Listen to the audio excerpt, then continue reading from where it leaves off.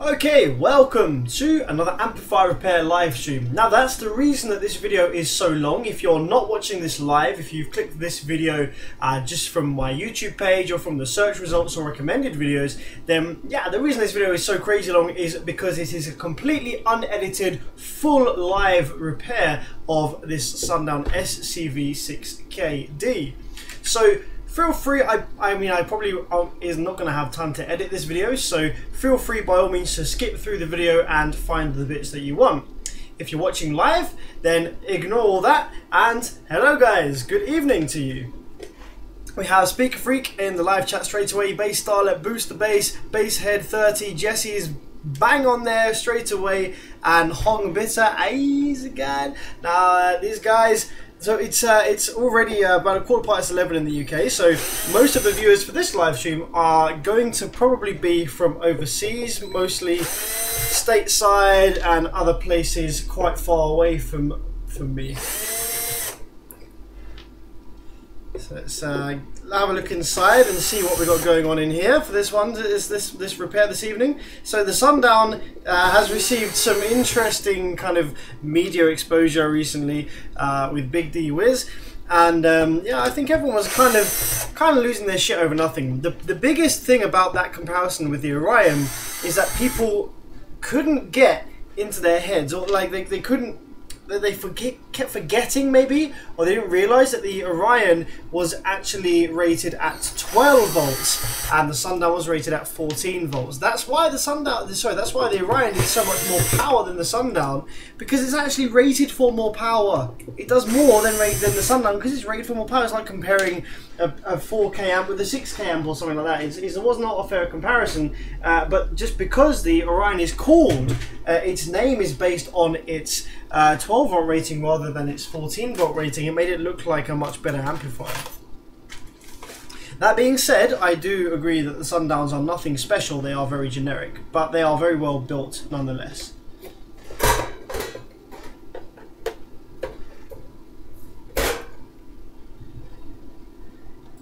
What's up? Oh, no, his live chat's going off already. Hello Samuel, hello Giant. Sam, what's your favourite brand of car speakers? No limit on budget. It's got to be DDZ. It's got to be the DDZs. Obviously. I have never heard anything sound like the DDZ. But obviously you pay a pretty price for them. So, inside this Sundown 6K amplifier, we have some visibly burnt areas of the board. I'm not going to move my mouse out of the way, I don't need that for live streaming. So if I go ahead and take it to the zoom in cam, hopefully we can see, I can show you that the power supply on this one is very badly damaged indeed.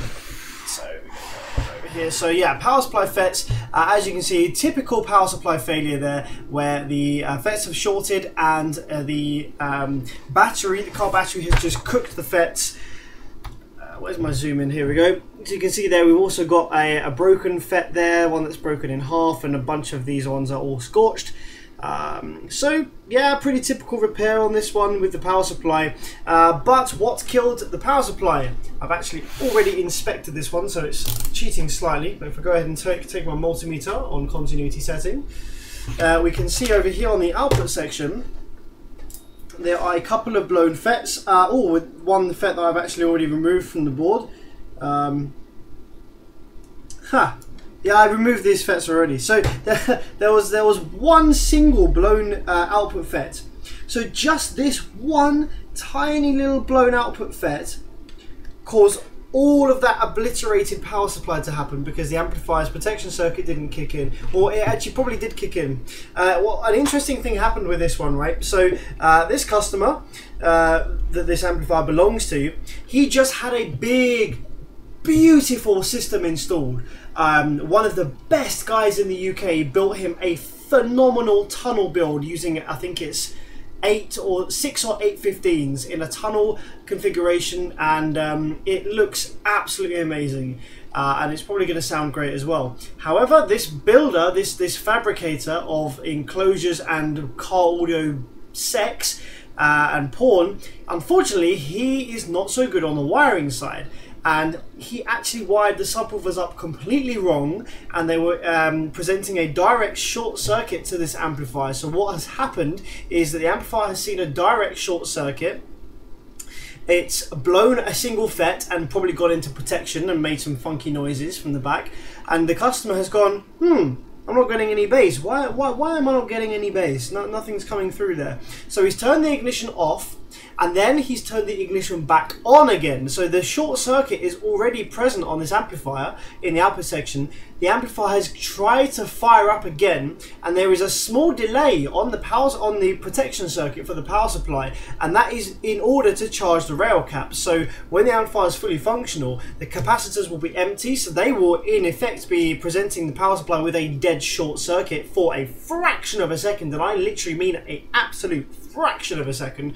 And so when the power supply kicks in, that tiny fraction of a second, the power supply charges the caps, and then the impedance goes whoosh through the roof, and the caps get charged, and the power supply doesn't draw any current. However, because we have a shorted FET on the output section, that delayed protection circuit caused the power supply to try and drive the shorted FET, which unfortunately the power supply didn't last longer than the delay on the protection circuit, and that's why it has failed in this case.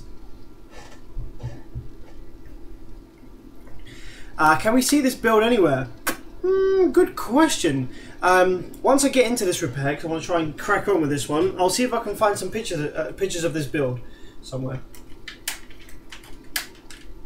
Oh no.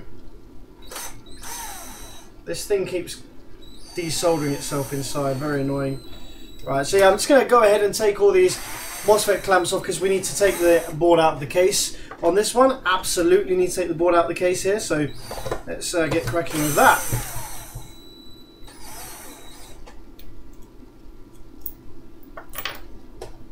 What's the best component speakers? Ooh, that really depends.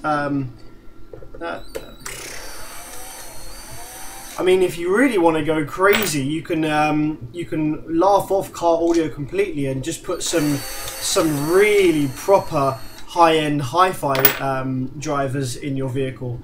And for those, the brands are multi. You know, there's loads and loads of brands that you could buy from, and they'll cost you in the tens of thousands probably for a pair of speaker drivers.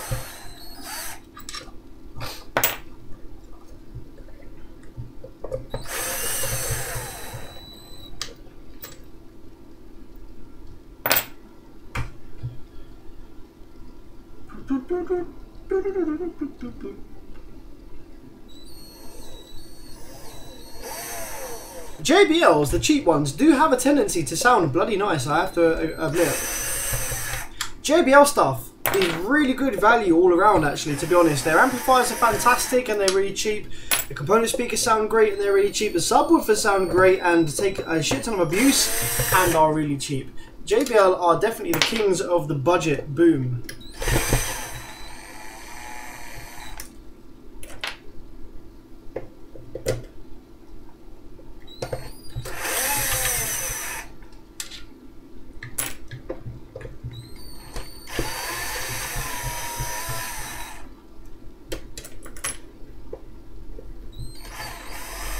Hello again from Houston, Texas. Ah, wicked. Good evening. Glad to have you on board. I'll be visiting now. I apologize. My knowledge of United States geography is terrible, but I'll actually be visiting Oklahoma next week. Where the hell is that in relation to Houston, Texas? I'll actually also be visiting Dallas for Knowledge Fest.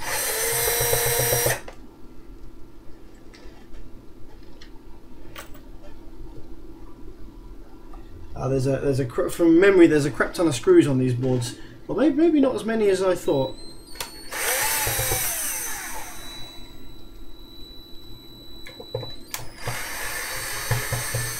Found 3 so far. I'm sure there was another one. Ah, there's one right down by the fan. That's pretty annoying. I don't know if I can actually get. Oh, maybe I can. Maybe I can get down there.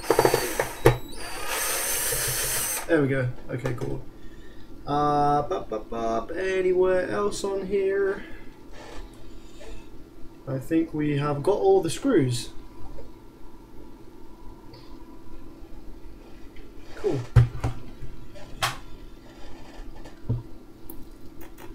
Hello from Trinidad. Hey, we see it seems to have a fair decent viewership from Trinidad actually. I don't know if yourself was actually on the live stream the other night where I mentioned that I DJ'd for a part Trinidadian wedding and there was a crap ton of soccer music and it was brilliant. Really good vibes, good evening. Really nice people as well.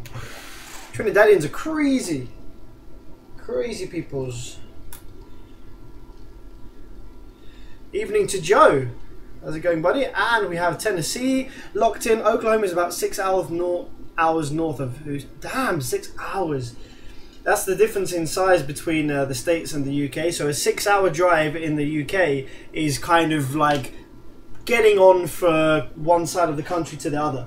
So a 6-hour drive is like, damn, that's a long ass drive. But in the States, 6-hour drive is like, you know.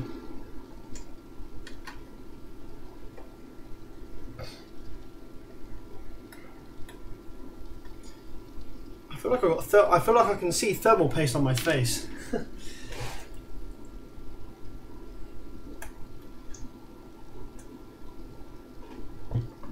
So what's everyone? Oh, actually, I'm unscrewing this board, but I don't need to. I've just realised because this board has some headers that slide the board into this secondary board here, so I don't actually need to unscrew this end plate here, which is nice and handy. I can just do the power supply one. You see what I mean if I zoom in here. AM theme focus.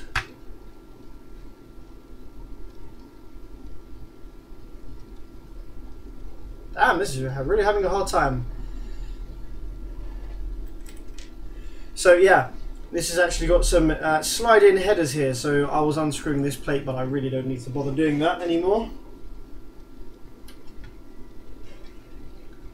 The head cam is funny, right? Because obviously I've got my scope up in the corner here, but if I look at my scope, I can try and get, by moving my head, get that lined up exactly. Yeah, boy. Can never tell it was there.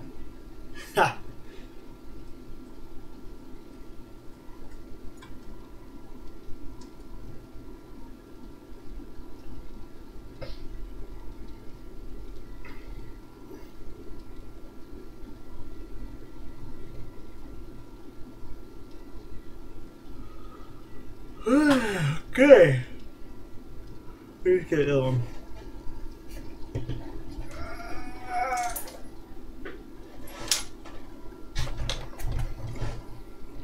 So updates on the Giant's Steg amplifier. I've ordered a pair. Of new output drive IC for it. That are a different model to the ones that are fitted, but the same model as the ones that the previous tech quoted that he fitted, because he's actually fitted different ones to what he said on Giant's documents that came with the amplifier that detailed the previous repair. So I wonder whether the output drive ICs are too weak, and that is what's causing this drive wave to glitch out, cause the audio wave to look like crap.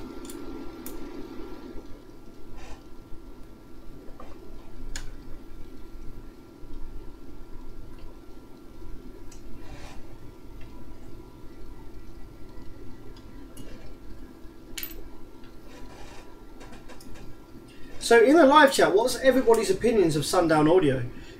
Do we have a lot of Sundown lovers in the live chat, or do we have people that aren't too fast or don't particularly like the brand? What are people's opinions of Sundown here?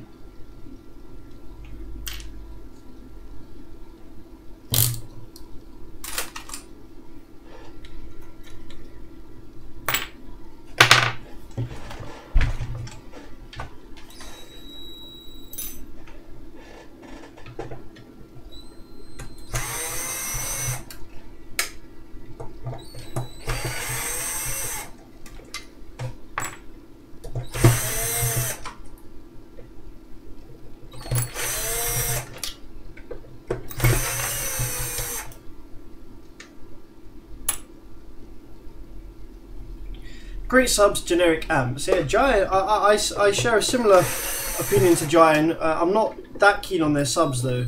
See, even so. Overpriced, yeah.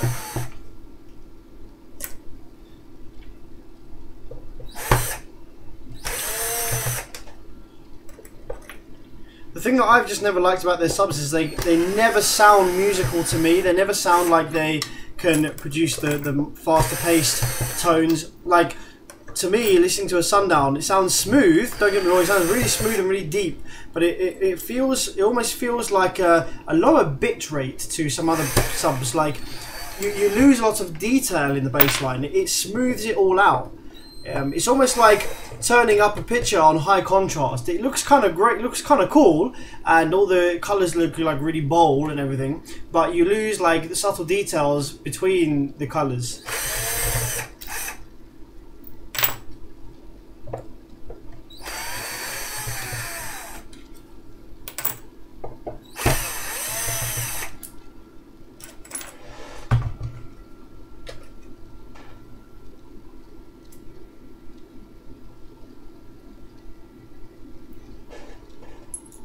I can't comment on the ZV5 because I don't think I've heard a ZV5 in person, so I reserve judgment on the ZV5s. I'm going on the ZV4s. Oh damn! Okay, so more than one MOSFET failed. I just went to take this MOSFET off of the heatsink, and it's actually snapped in half here. So yeah, this MOSFET wasn't presenting a direct short, and the reason it wasn't presenting a direct short is because actually it's physically broken apart. Cool! Nice! I might be tempted just to actually replace all of the... Oh yeah, there's another FET here that's blown open. I'm actually going to go ahead and replace all of these FETs with a completely fresh bank, because I know that this amplifier is going to be... Oh god, yeah, these are fucked. I know this amplifier is going to be run, you know, pretty hard, and it's a really nice system that they're running it on. So I'm going to do a complete refresh on this, and also the guy who's paying for this repair is obviously the installer who wired the subs up as a direct short. So I feel like it's unfair to the owners of this amplifier to have anything less than like brand new inside. So we're going to do a complete refresh of the output section, all new, all same batch, and the same for the power supply. So we bring this amplifier back to as good as new as we can. We might need to replace the drive circuit as well. In that case, we'll upgrade the drive ICs to the FAN 7. Shit, I can't even remember the number of the upgrade. FAN 7393, I think it is. Now we've got another one here, another FET here where the front of it is actually completely come away from the FET itself. That's pretty cool.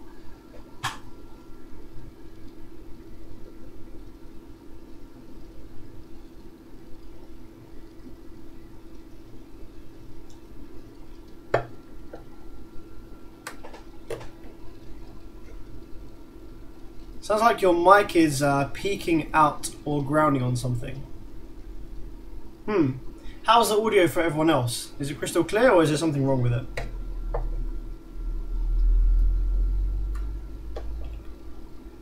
IRF 1404.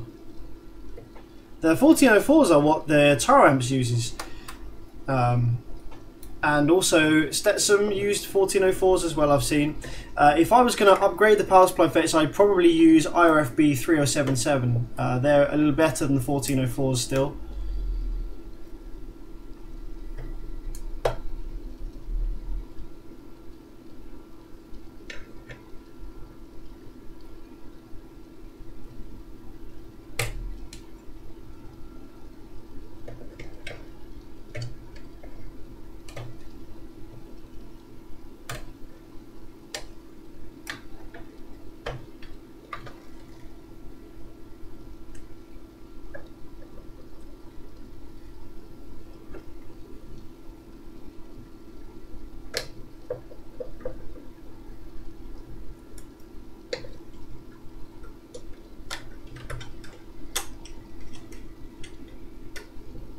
Yeah, these power supply FETs, I'm just going to cut all of these off and just bin all of these, I think. They all are they've all been damaged, then might as well just bin all these, and they're not going to be useful anymore.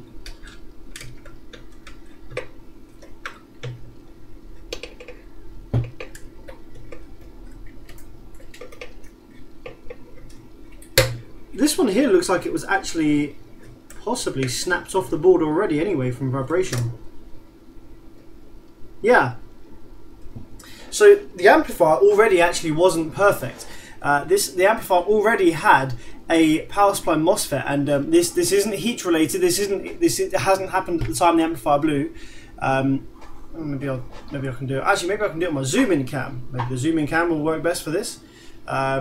So yeah, this MOSFET actually already had snapped leads from vibration damage. I don't think that hasn't happened at the time that's blown. That sort of thing doesn't happen from heat. It's a clean break. That's a break from being pushed backwards and forwards many times. So yeah, but the amplifier still would have worked. It just lost a single power supply FET in that bank, but it still would have worked fine.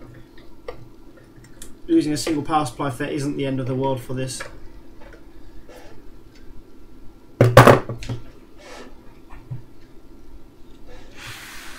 Okay, should technically slide out now if I haven't missed anything. I think I might have missed something. It is in the headers over here, so I might just have to give it a good old tug. Let's remove these screws from here.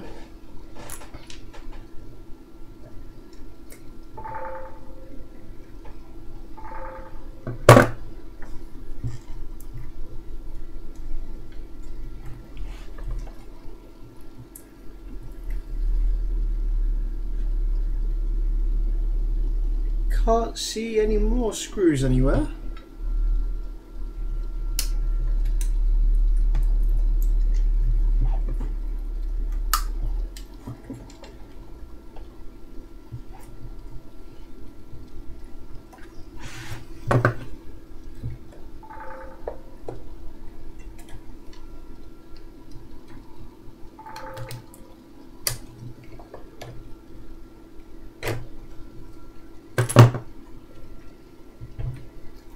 There we go.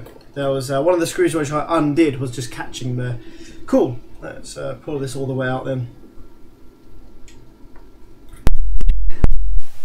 Get enough for me to lean back fully.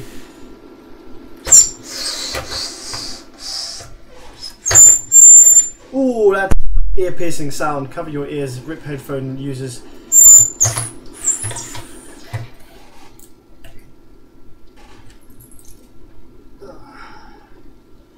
Okay, let's just prop this up front. And just to bear with me 1 second while I make a quick call. My phone's going off in my pocket. BRB.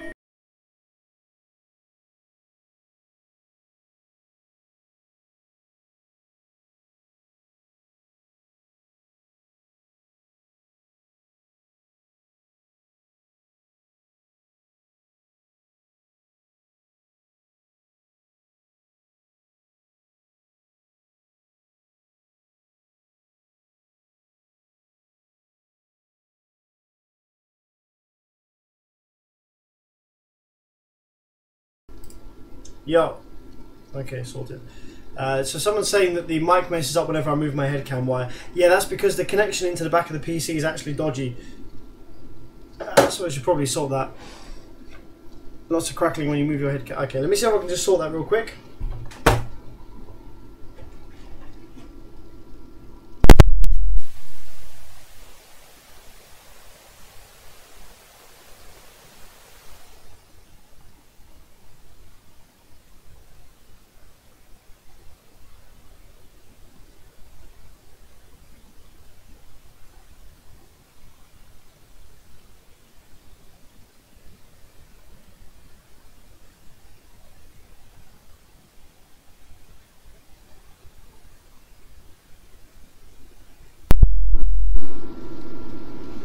Okay, 1, 2. Right, microphone is working now. I've just rerouted that cable so it doesn't tug on the audio cable anymore.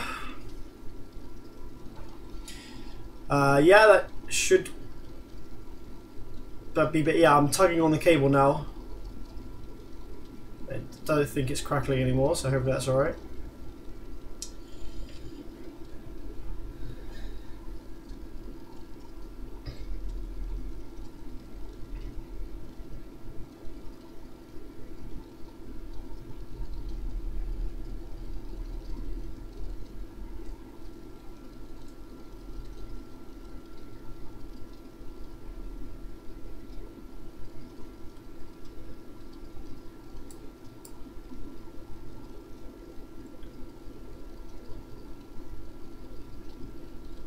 Cool, right. Anyway, let's crack on with this repair. Just reading the live chat.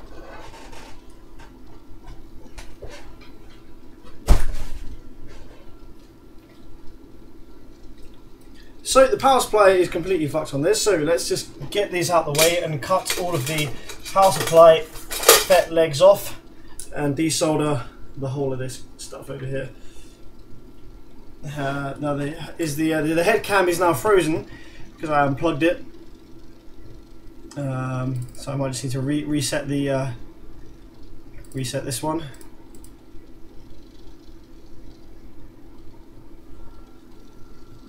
There we go.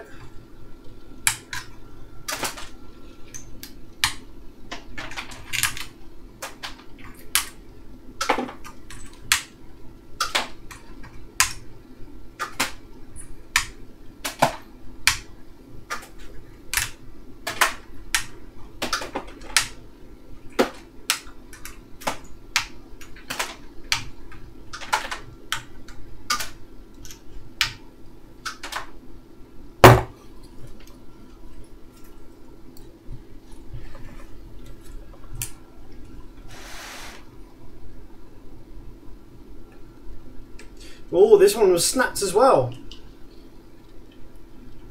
So yeah, there were a couple of snapped MOSFETs in here anyway. So it's probably a good job that this amplifier failed and came to me, because we can resolve these snapped legs as well. So yeah, the first two legs on this MOSFET, this one and this one, were snapped off already, and this FET didn't explode or anything like that with the issue that happened. This one was clean. So yeah, that one had vibration damage and snapped off the board anyway. Probably a good job this thing did come in for repair to me anyway. Otherwise it might have failed later on down the line, and the customer would have had to pay for it himself rather than getting it paid for by the installer in this case, because that was the installer's fault on this one.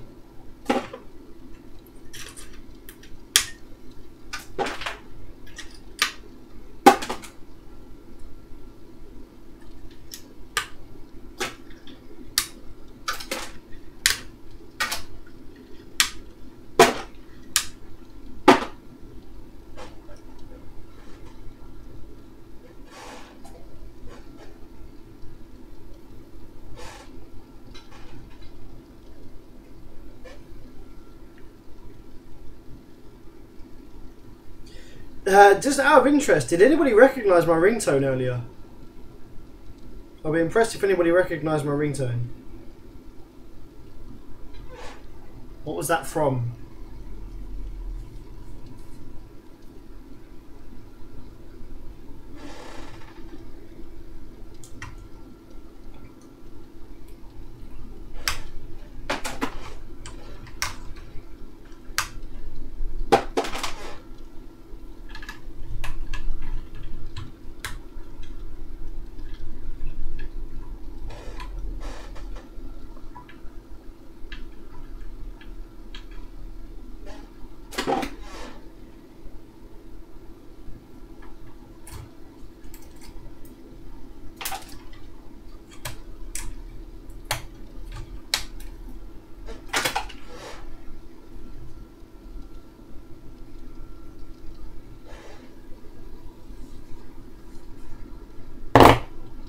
Alright, so let's start with this pedal.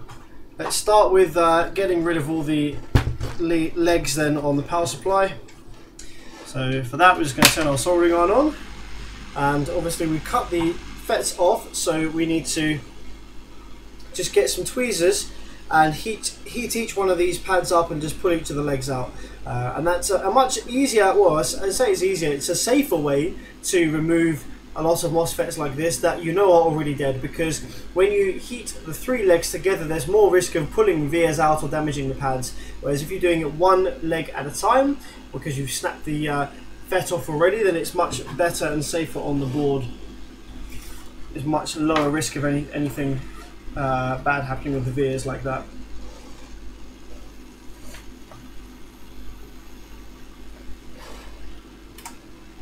Got my soldering iron turned up a little high from earlier.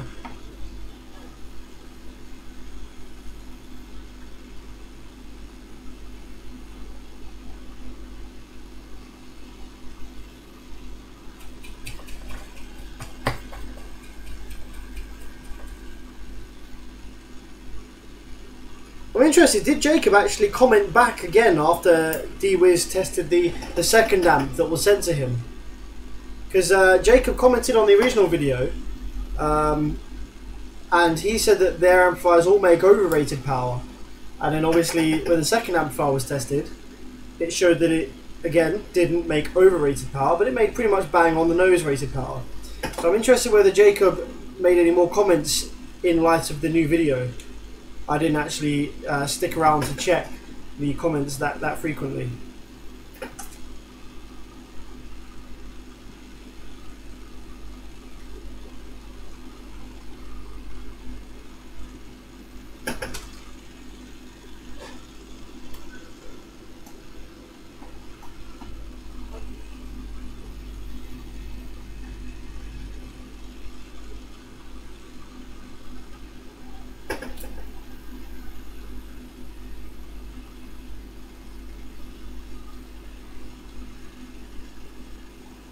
The ringtone was "I Feel Pretty," wasn't it? No? No? I'll give you a clue, the ringtone is from a video game.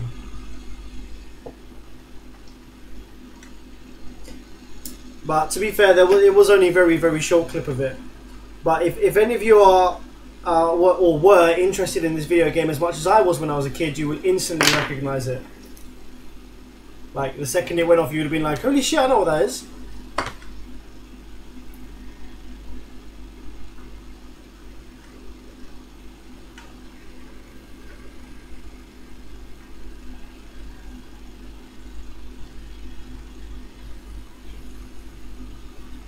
Iron tip does not want to stay clean these days.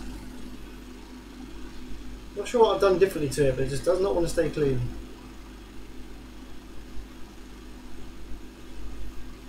Like, it's almost like I can't tin it. There's something fucked with this iron tip. I can't tin it. And solder just falls straight off it, so what's going on?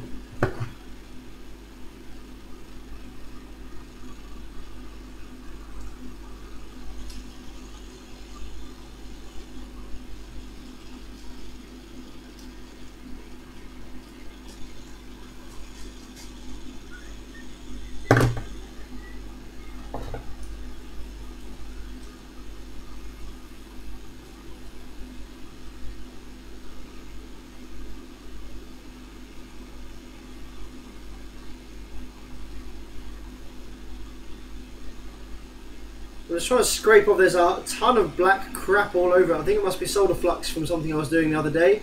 I was repairing a large ground zero 21-inch speaker, and I had to use a lot of flux, and I think it's just caked itself onto the tip, and even the soldering iron tip cleaner doesn't get it off. So I'm just trying to scrape it off.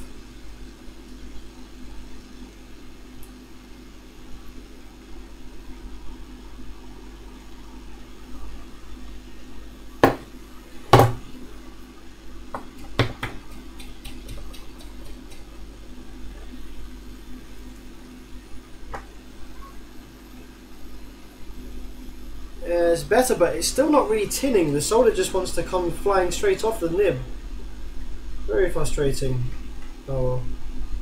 I'm sure this tip will die soon anyway. They always do.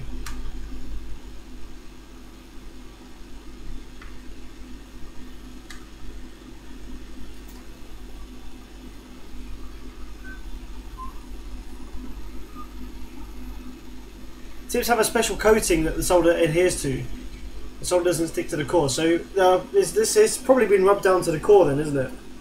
So if the solder's not sticking to the tip is probably been rubbed down to the core of the metal of the tip.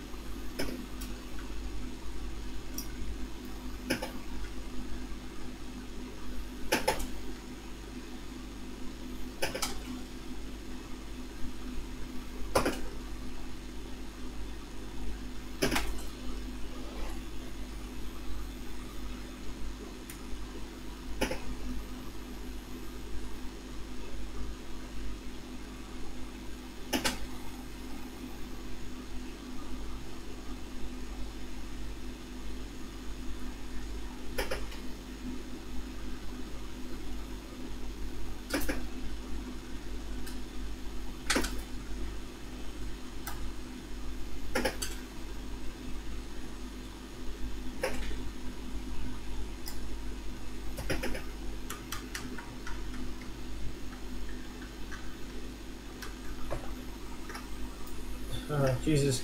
Right, so if there are 32 MOSFETs on this power supply board, 32 times 3 is 96. Sorry, concentrating on this. 96, so there are 96 legs that I've got to pull out of this thing. That's a lot of legs. Repeat this 96 times.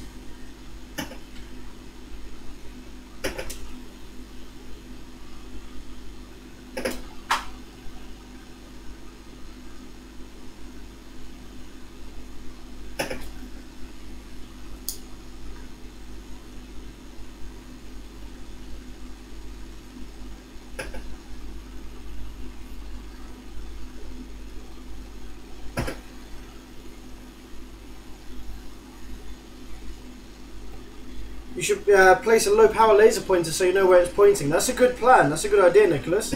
I like that. I might go ahead and do that because yeah, it is difficult to see where it's pointing without looking up with my eye and checking the screen. Because yeah, if I turn to my head cam now, so yeah, I can also see the screen. I've got some reflection from this lamp which isn't helping at the moment. So the head cam doesn't look very good just now because of the reflection. But yeah, that is a good idea.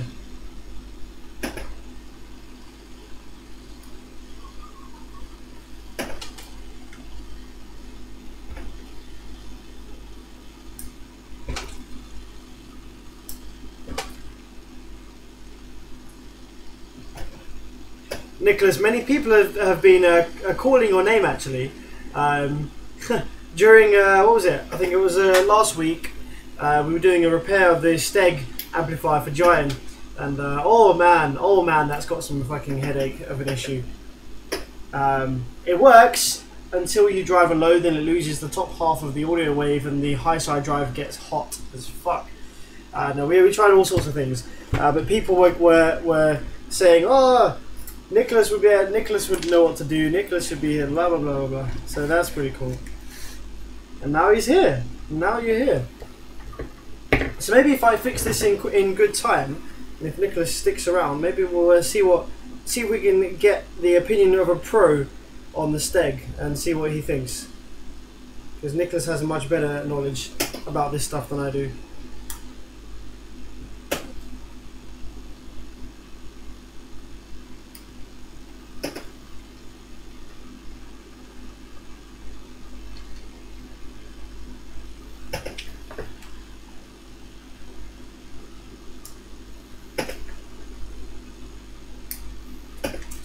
So that was half of the legs done. Now I've just moved on to the other half.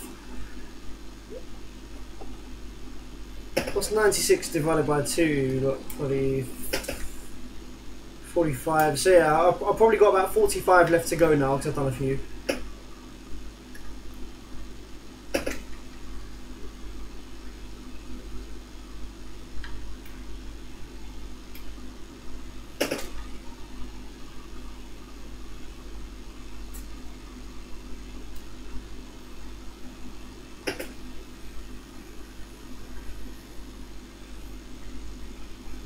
The Scar amplifiers that I've seen have been pretty nice and very similar to Sundown stuff, to be honest. I've repaired 1 or 2 Scar amplifiers and they've been pretty decent, solid things, to be honest.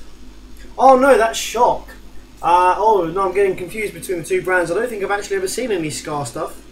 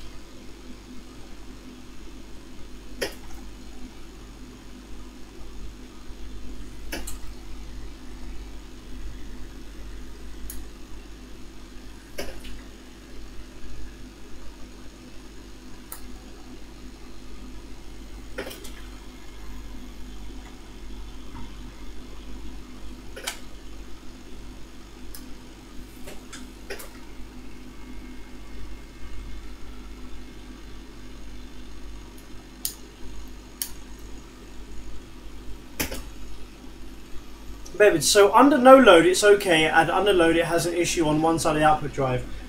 Yeah, so I'll try and explain this in words, but yeah, that's pretty much basically it. So it's a the drive architecture is a HEF4060 drive IC. That then runs into some other bits and bobs on the driver board, and out the driver board comes obviously high side drive, low side drive, and the drive then goes to an optocoupler, which then comes out the optocoupler, goes into a drive IC, which is something like a 4421 or something like that, just a little 8-leg drive IC, which then goes to the FETs. Now when you power the amplifier up without a load, everything looks beautiful, really nice, no differences between the drive waves either side. The high side drive and low side drive is good amplitude.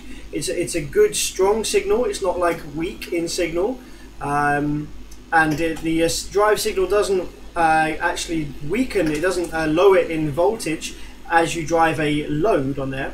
But yeah, if you run the amplifier with the sine wave unloaded, it plays the sine wave to clip point. It looks fine, clips off cleanly, and as soon as you put a load on the amplifier, the lower the ohm load, so if you put a 2 ohm load on, this issue will occur maybe halfway to clipping. If you put a 1 ohm load on, it occurs like very soon with like only 9 volts worth of output sine wave.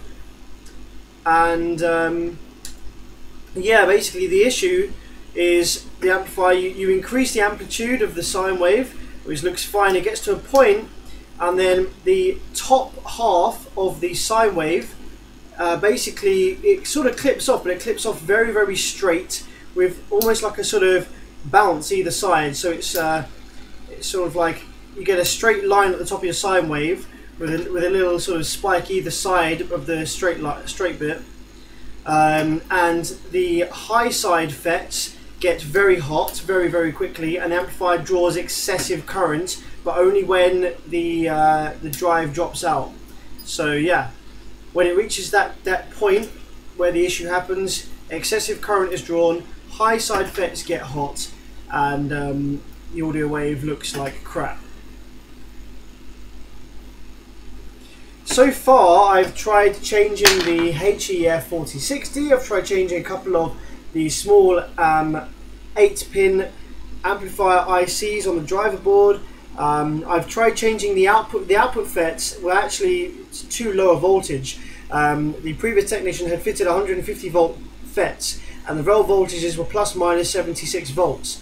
So I wondered whether the FETs themselves were causing that problem because they were reaching their breakdown voltage, but I fitted 200 volt FETs in there, 38N20, and the issue didn't go away. It was exactly the same problem.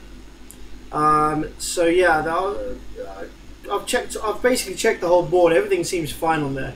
There's no bad resistors anywhere. There's no bad capacitors or transistors or anything on there. It's very, very strange. So, but I'm wondering whether it is the drive ICs that they're a slightly different value to what the technician quoted that he fitted. I think he said he fitted 4422s or something like that. I can't remember the exact number. We'll have to have a look on in a minute. But yeah, I think he said, like, for example, he said he fitted 4422s, but the board actually has 4421s or something. Not that that should make much of a difference. I wouldn't have thought that would cause this issue, but that's the only thing that I've got left really that I can think to check.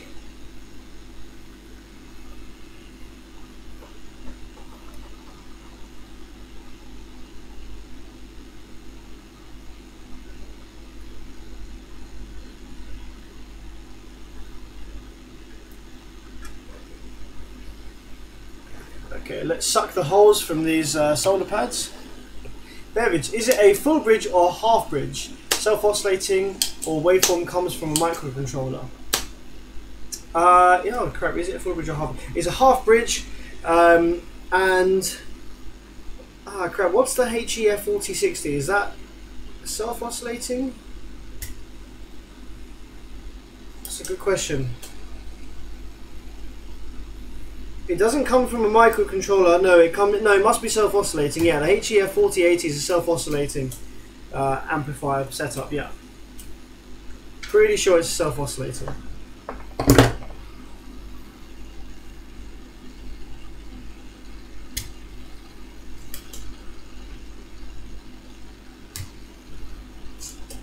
But we'll have a look at that one in a bit if you like.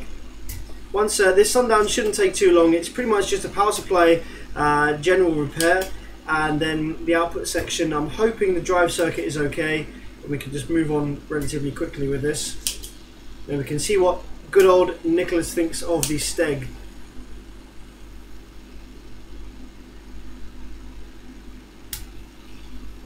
That is if he's still hanging around by that point. He might have got bored and decided to go get some sleep or something. Who knows?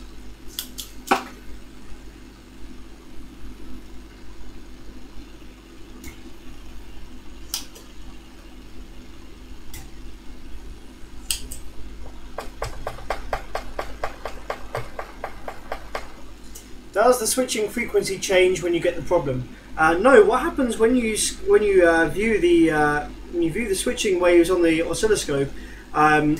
They actually cut out regularly. So obviously, where the top of the sine wave is generated, drive waves are active up to the pulse width modulate, up to the pulse width. Up to a certain point, but then when the pulse width goes past a certain point, the drive wave cuts out until the pulse width gets lower than the threshold where the issue is happening, and then it's fine again. So yeah, the pulse width drive cuts out above a certain width, and it's only the high side that does that. The low side is fine, and you get the low side of the sine wave generated perfectly fine. It's just the top side of the sine wave, and it's the high side FETs that get hot when that happens as well.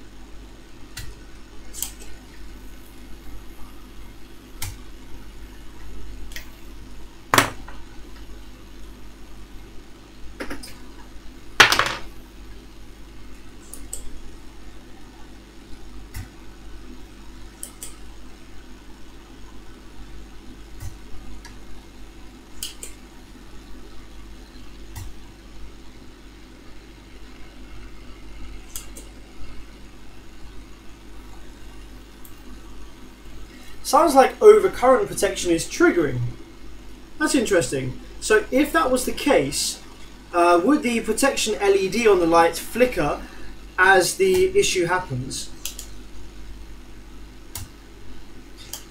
And also, if it was just a protection circuit that was triggering due to a faulty protection circuit, the FETs, surely they shouldn't get hot. Surely it would just be a protection trigger fault. But they might get hot if obviously the low side is still active and is not being told into... So if the low side is not being shut down, but the high side is being shut down by a faulty protection circuit, then that would make sense, because then the low side is still active and therefore the high side gets hot because it's no longer active, whereas the low side is. So that brings the whole thing into out of balance.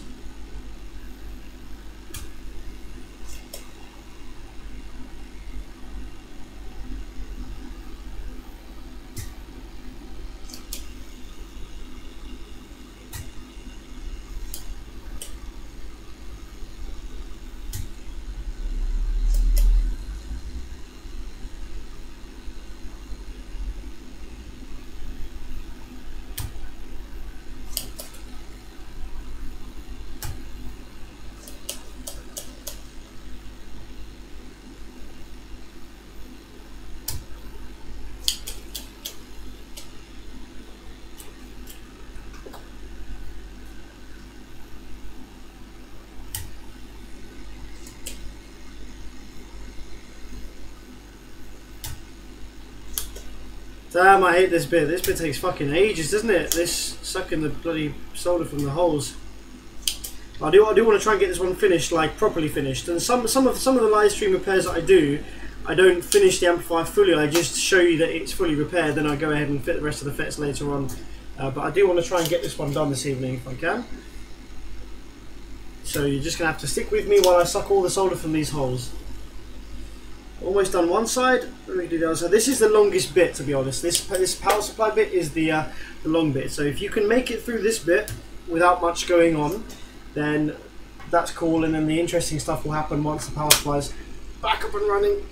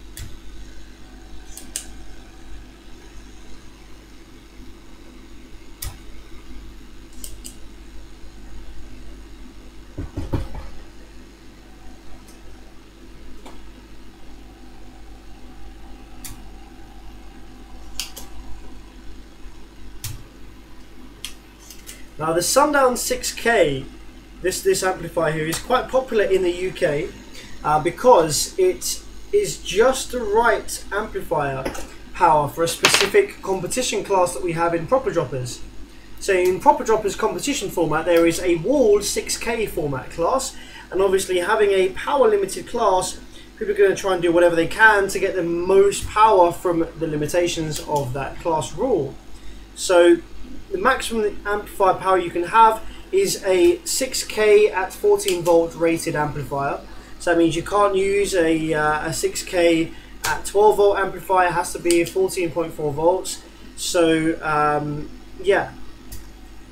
And the issue is that a lot of amplifiers that are available, they're like 4.5K and then it jumps up to 7K, or you've got like the Banda 6.7K, or the the Banda 5K does 6.7K at 14.4 volts. That's no good. And there's a bunch of amplifiers that do just a little bit over or like too much under whereas the Sundown 6K is perfect in terms of its power rating for that class. And also, because it's quite a well-made amplifier, you can get away with running it at quite low impedances to squeeze that extra bit of power out of it for that limited competition class. So yeah, it's a very popular amplifier. Probably the only better choice than this amplifier would be two very good 3K boards, two very good 3K amplifiers, like two of the B2 3Ks. And if you wire them down on a low impedance, then that'll probably do more power than the single 6K Sundown board.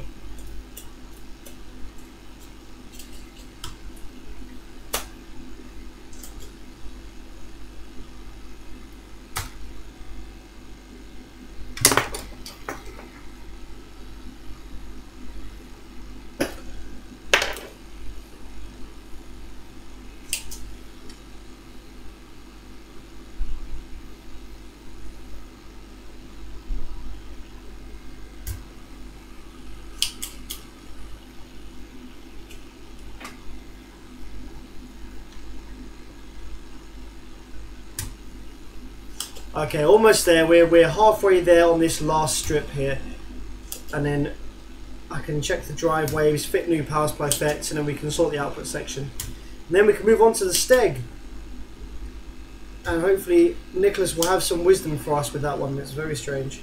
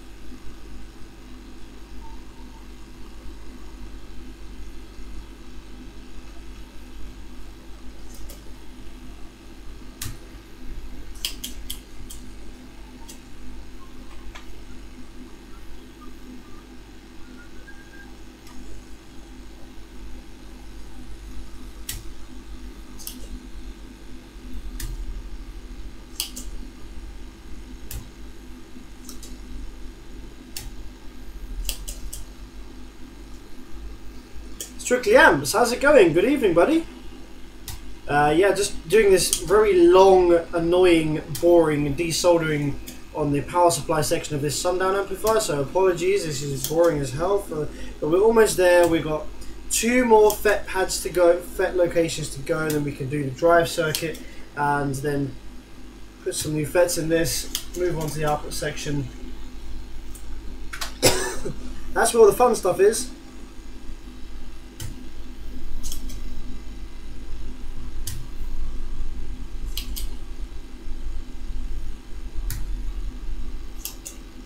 Here we go. Here's the last one. The last trio of pads.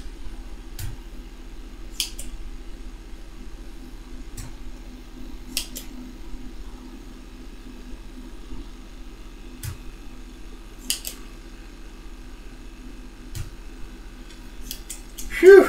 Right, there we go. So that's all the pads desoldered.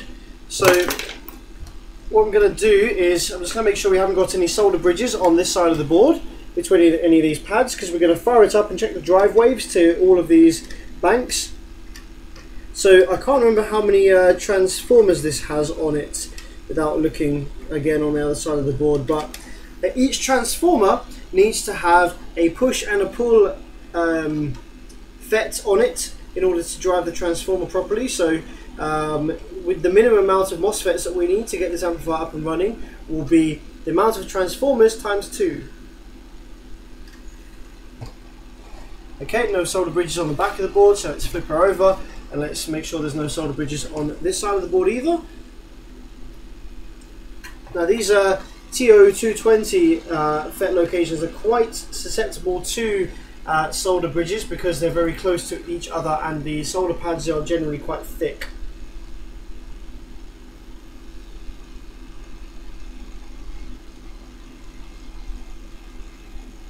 There we go, there's a little baby solder bridge. Tiny, tiny little thing, you can barely see it. But I spotted it.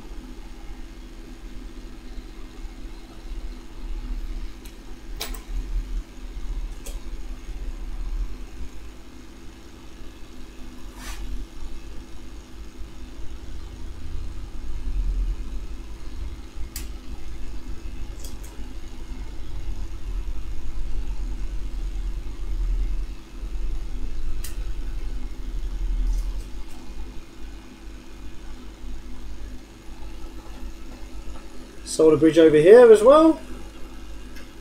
Get rid of that one.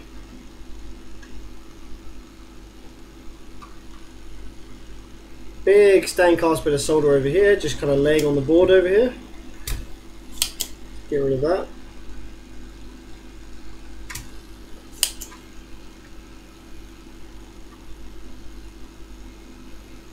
Solder bridge.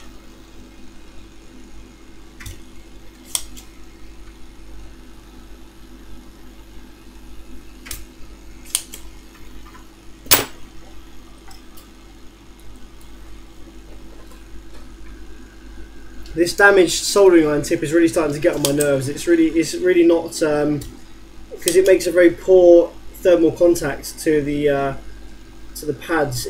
It's taking much longer than normal to melt the solder, and it's kind of winding me up a little bit. So I might have to swap this one out during this repair because it's really doing my head in.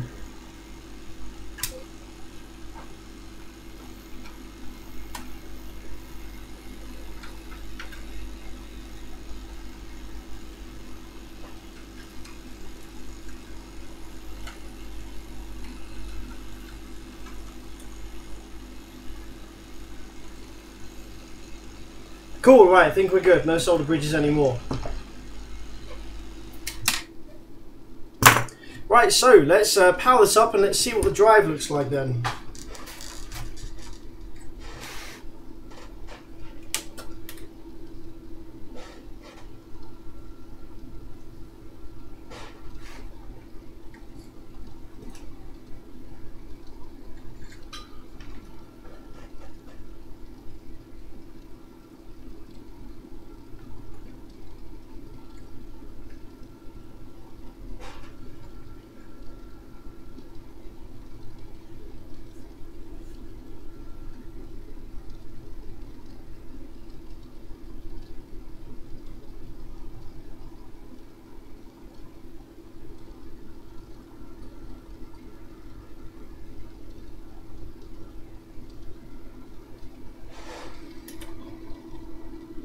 Okay, so let's turn the power supply on and check it charges the caps.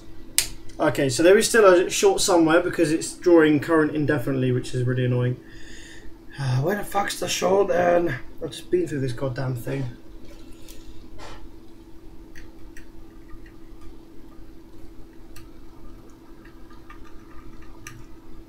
It'll be between pads 2 and 3 because pads 2 and 3 are the positive and the ground.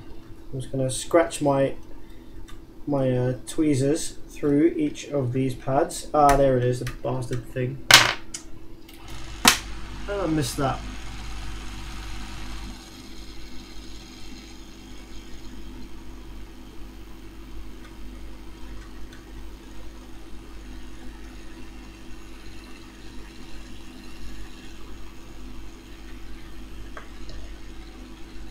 Right, there we go, so that should now come on, and there we go, no more excessive current drawn. So 13.1 volts, let's knock that down to a slightly safer 10 point something.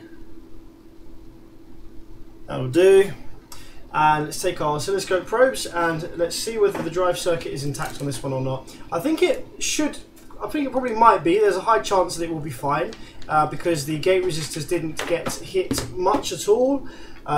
Which usually means that if the gate resistors haven't been hit, then not much current has been passed backwards down to the drive circuit. So we're going to go ahead and probe pin number 1 on each of these banks. So there are actually 1, 2, 3, there's actually 8 transformers. So the minimum number of MOSFETs we need in the power supply section to get this thing up and running is actually 16, which is quite a lot. So we might as well go ahead and fit all of them anyway. It's not like we can just do a quick thing here. So yeah, let's go ahead and power this up. I should turn my scope onto a much lower voltage setting here so we can see this drive wave. Okay, there we go. So drive wave like so, very nice. So this is bank number 1. So we've got 5.7 volt RMS drive wave. Yeah, looks good. 5.7. Uh-oh, this one doesn't look as good. Okay, so you see how, let's turn my scope view. So see how this is a nice equal square wave, 5.7 volts. If I go along to the next bank, we've got a 4.8 volt square wave and it kind of leans off to the right. So if I pause my scope on this and jump over to the ones which were good, you can see the difference. Yep, that's a good one. And that's a bad one, sir. So yeah, it looks like, so that's either gate resistor related or that's drive transistor related. So we'll check the gate resistors. If the gate resistors are reading relatively okay, like, yeah, actually no, look, those are looking bad as well. So that is definitely a drive transistor issue then with those ones. So let's go ahead and look on the other side of the board. What's the situation over here? So we got a good drive on this one. This bank over here looks fine. Very bad drive, very, very low amplitude. See, we've got 4.4 volts there on this one, and the gate resistor looks fine. So it looks like we've got more failed, that's some more failed transistors in the center of the board there. And the amplifier is actually drawing 0.4 of an amp, which is quite high just without any FETs in the board. So we probably do, we do have a fan here. If I stop the fan, it doesn't draw any more current because it's brushless probably. So it's either the fan that's causing that 0.4 amps draw, or it's the drive transistors heating up because they're slightly leaking.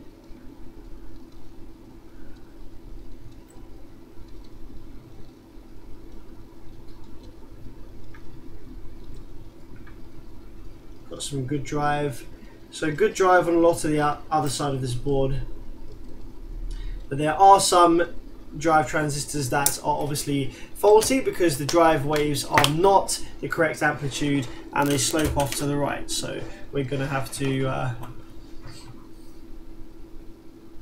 what's going on in the live chat?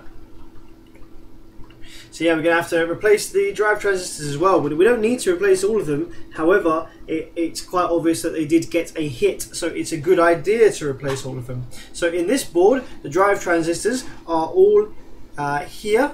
So you got 8. I wonder if the zoom in camera would work better for this one. Yep, so we have 8 drive transistors just here, which will be an NPN and PNP for each of the batches, and then we have another set of 8 over on this side of the board. So we've got 4, 8, 12, 16 drive transistors which need replacing. Oh, happy days. There's a few very bad looking gate resistors as well, which I'm going to go ahead and change. Now these are 47 ohm gate resistors, and I got really bored of running out of 47 ohm resistors, so I bought myself a box absolutely ram-packed full of 47 ohm resistors. I think there's 5,000 in there. So we are never going to be running out of 47 ohm gate resistors again. Until I'm like old age. Or I do a lot of repairs.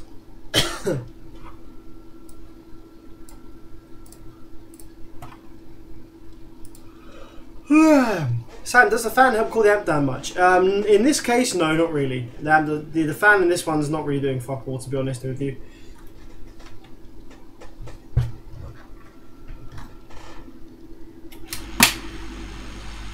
Oh, I'm going to have to do this with my terrible soldering iron tip. Great.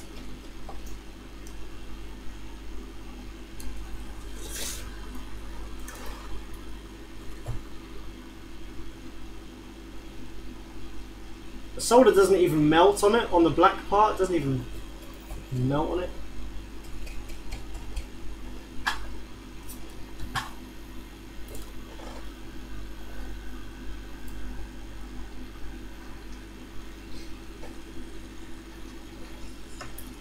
Actually, before I do this, I'm just going to remind myself which way round they are. I think we've got the PMPs on the outside. That's usually how it works.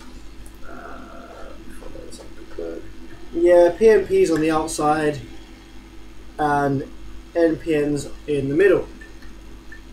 That's usually how it works.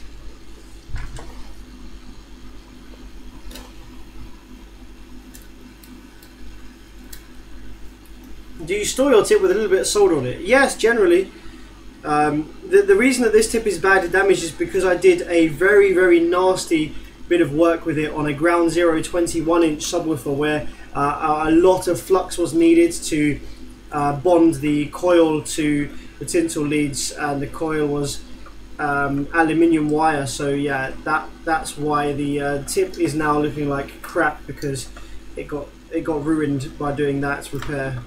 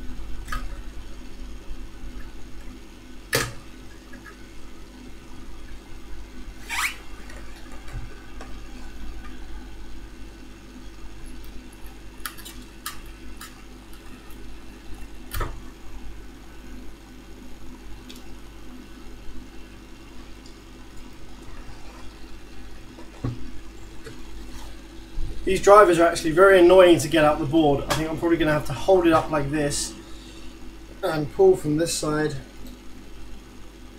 because they don't fall out the board because their legs have been bent in a specific way at the factory.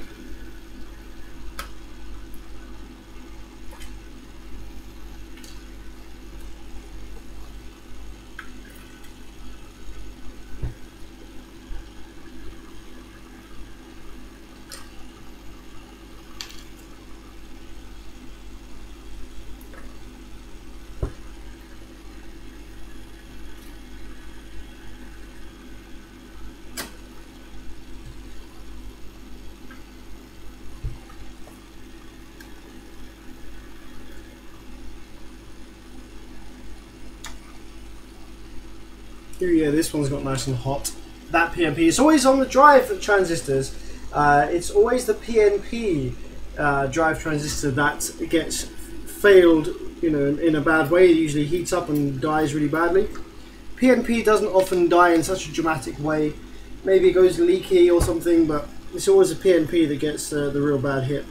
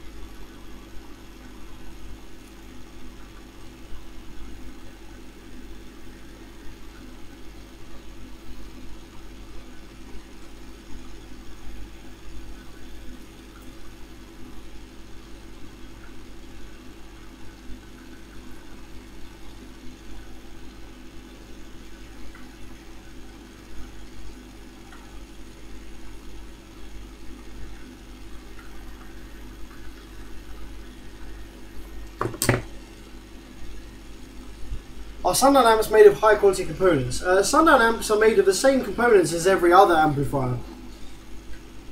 To be honest, there's not really like a high quality component as such. Like, you can have higher rated components, but it doesn't make them high quality as such. You can have higher rated MOSFETs. You can have better better quality capacitors, I suppose, for SQ, like film caps in the preamp section and stuff like that.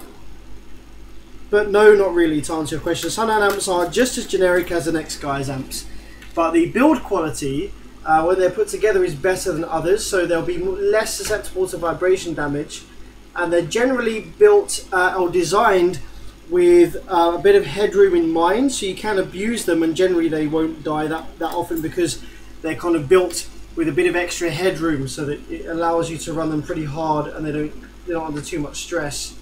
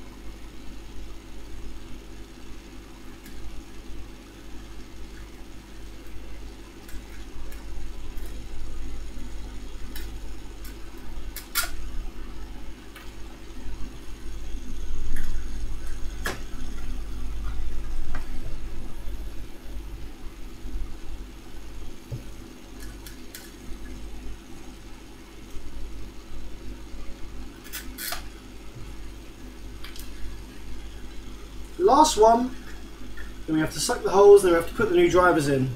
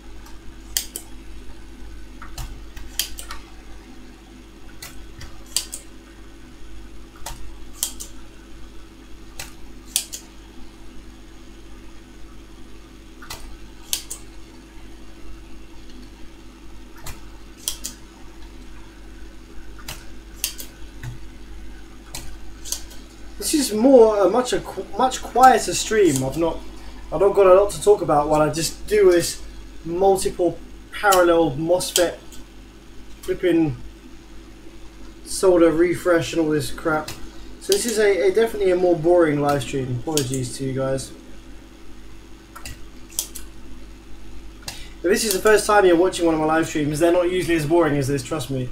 This is a relatively quiet one. If you want a funny, fun-filled, entertaining repair video, go ahead and search for Bearvid's Boozy Repair. And I did a video repairing some HIP 4080 based amplifiers after loads and loads of wine and other spirits and stuff, and it was a very funny repair video.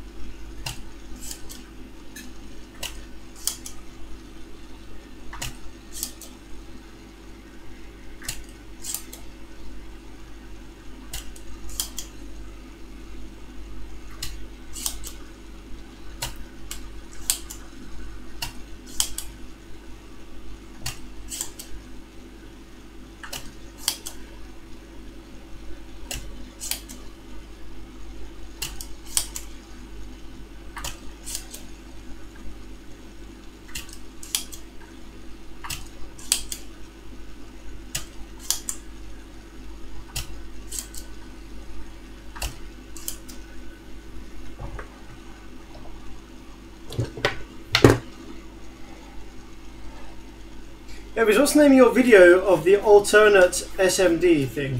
It's actually my channel trailer. So if you go to my YouTube channel, the homepage of my channel, then it's actually on there on the homepage. But it's called what did I call it?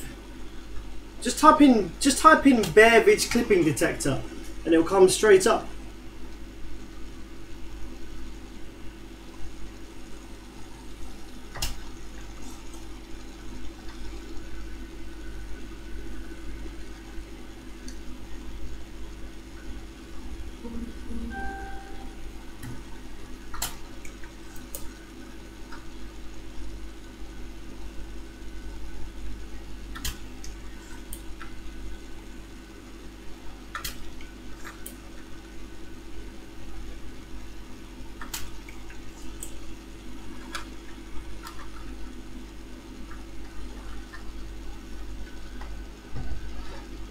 Okay, so that's all the holes sorted out for the drive transistor area here. So what I'm going to do now is take my drawer full of power supply drive transistors over here. We're going to get out some BD139s and two SB772s, which are decent drive transistors. They're a nice upgrade over the originals here. A little bit faster than the original A1023 and C1027s. I think these have the same pin out. I've made this mistake before though actually, so maybe let's take one of these and let's just measure it in the transistor tester very quickly to make sure I have the correct pin out.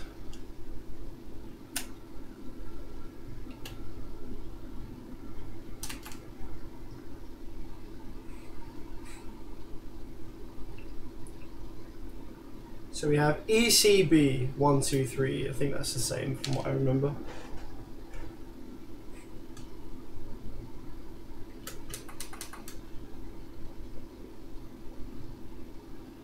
ECB, yeah, their pin out is the same.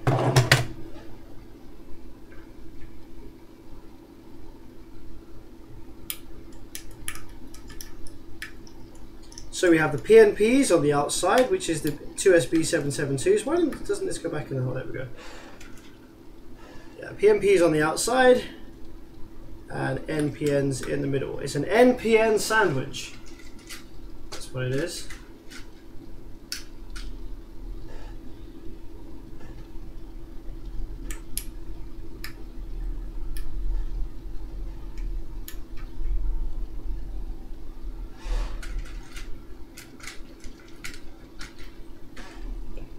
Seem to be running low on NPNs compared to PNPs. I've got ton loads of PNPs, but not so many of the BD139s left, so we have to order some more of those.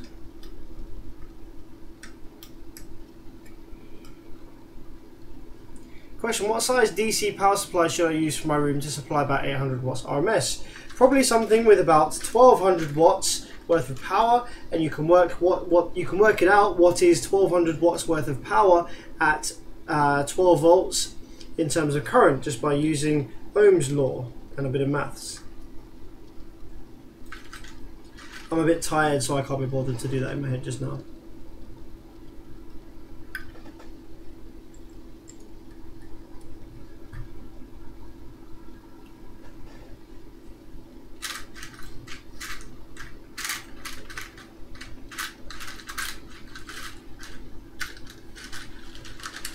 Damn, I really am running out of NPNs, aren't I?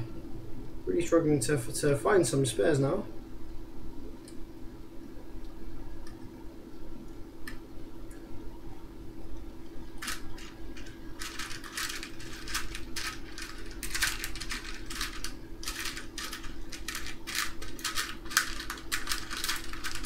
I thought I'd bought enough of these things to last me a lifetime, but clearly not.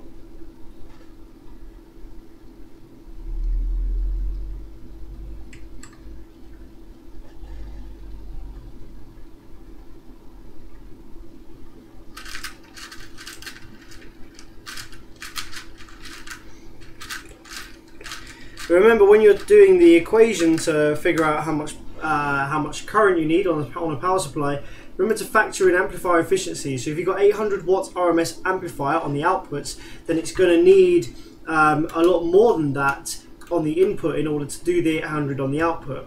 Class D amplifiers will be somewhere between 70 and 75% efficient most of the time, so just remember to factor that in when you are working out how big the power supply needs to be.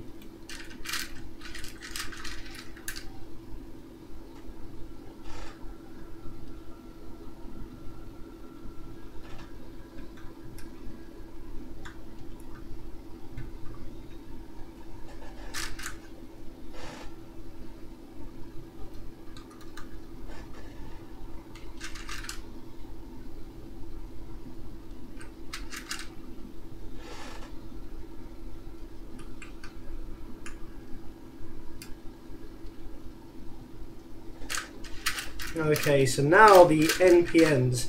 I think I might have to just scrounge through. I might have to use some of the older batch that I ordered from what feels like a lifetime ago now, because I think I'm really, there's one, really running low of the new batch of NPNs. I've probably not got enough to fill this board now, so I'll have to use the older ones. They're exactly the same, but you know, I just like to, it just feels nice to be using all the same fresh, new.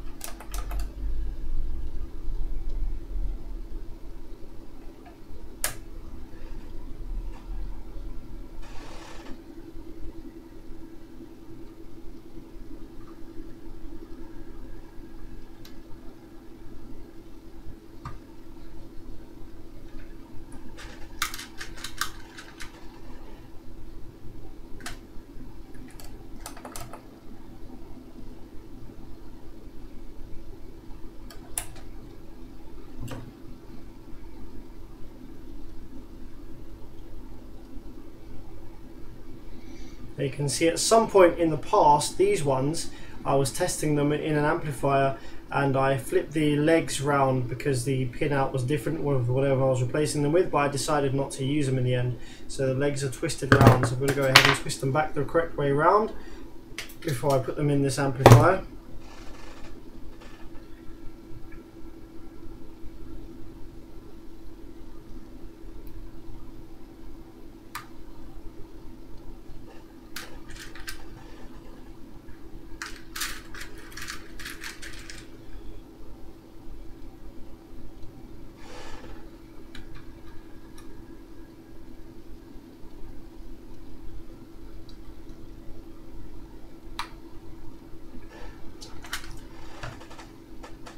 Okay, I think we fully populated it finally.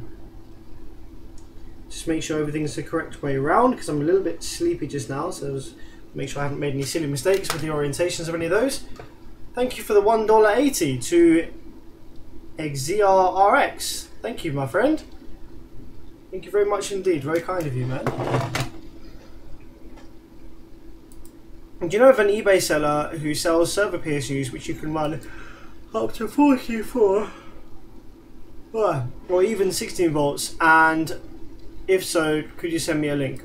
I don't know of any eBay sellers, but the Dell server power supplies don't run up to 14 volts. You can make them do 14 volts, but they can't supply any current at the 14 volts, so that's kind of useless.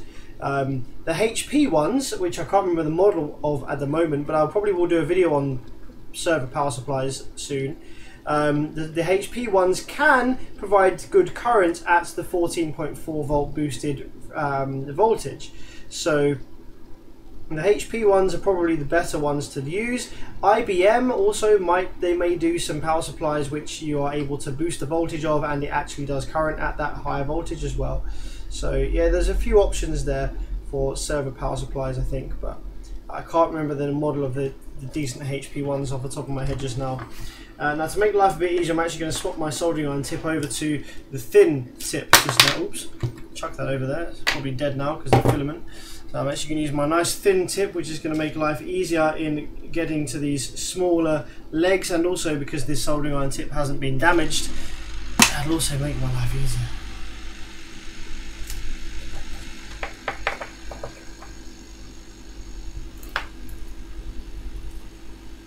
Xisa, don't apologise, my man. Anything is appreciated. I'm just massively grateful that you donated anything in the first place. That's fantastic. So yeah, massive thanks.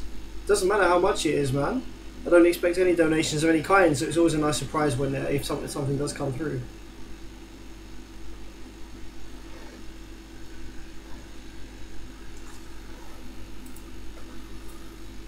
Ah, crap.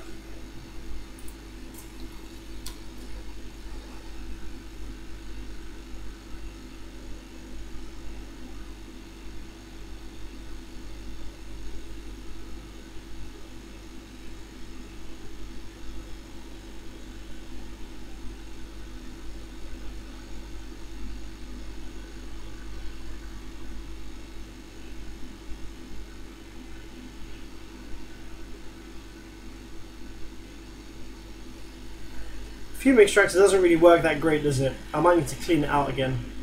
All the fumes are meant to get sucked up this nozzle here. As you can see, it kind of works sometimes, but I think because the pressure isn't that high, because it's a little bit blocked, some of the fumes escape and go up my nose instead, which isn't ideal.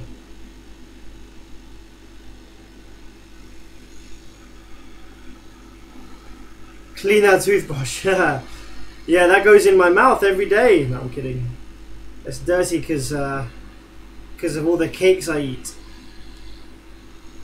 Now that toothbrush is my carbonized board cleaning toothbrush, so it always is going to look black like that because it's used to clean off the carbonized areas of circuit boards that have got too hot. I have another toothbrush somewhere else, which is a cleaner one that I use to clean off any remaining solder flux or anything else that's less nasty, to leave a clean board at the end. If I try and clean off a board completely with that toothbrush, then it will just end up looking kind of black because it will deposit a bunch of the carbonized stuff onto the board from trying to clean it.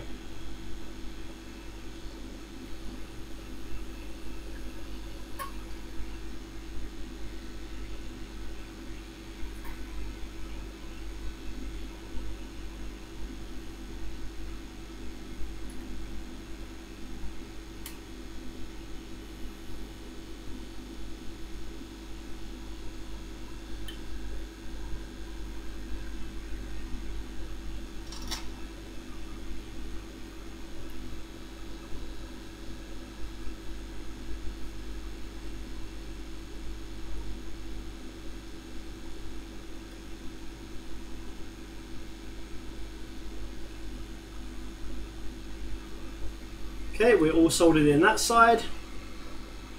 Let's do this side. There is quite a lot of drivers here. To be honest, the amplifier probably doesn't need this many drivers. It could get away with less and it would still drive these FETs just fine. I think they have gone a little bit overboard with the amount of drivers that is on here.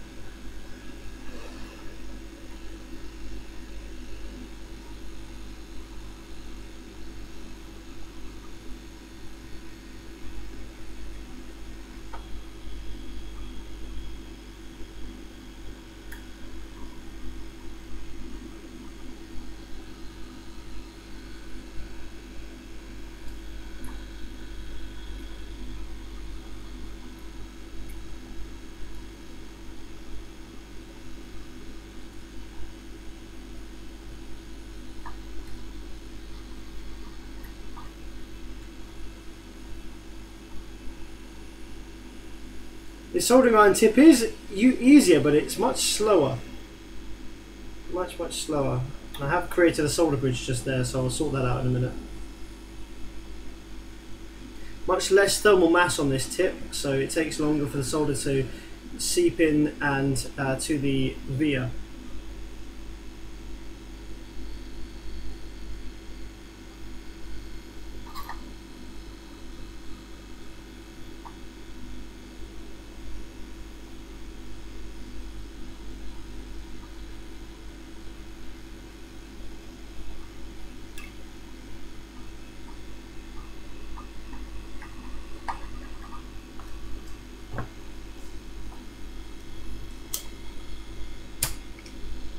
There we go.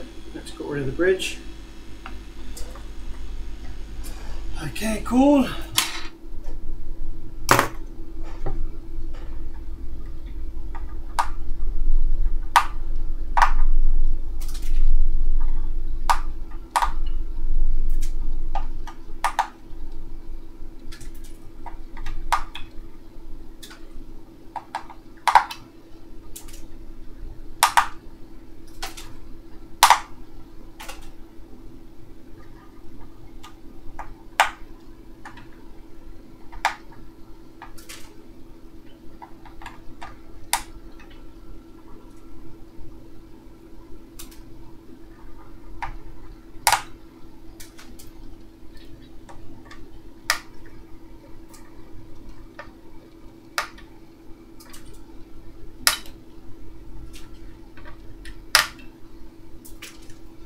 Trying to be clever and cut all those legs at the same time, but they've ended up being long and also now touching each other. Damn it.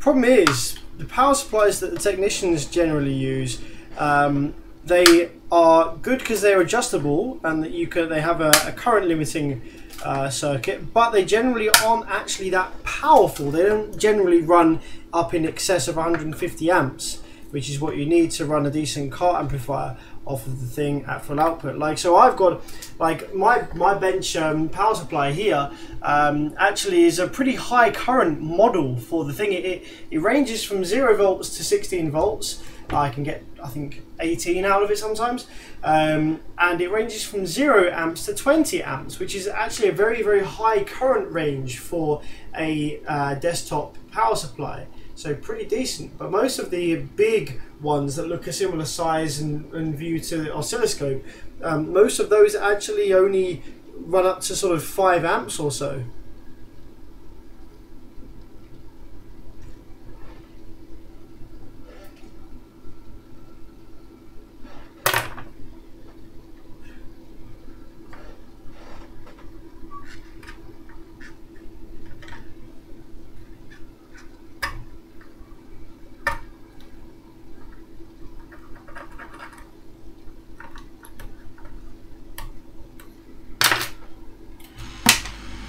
So I'm trying to clean this section up a little bit.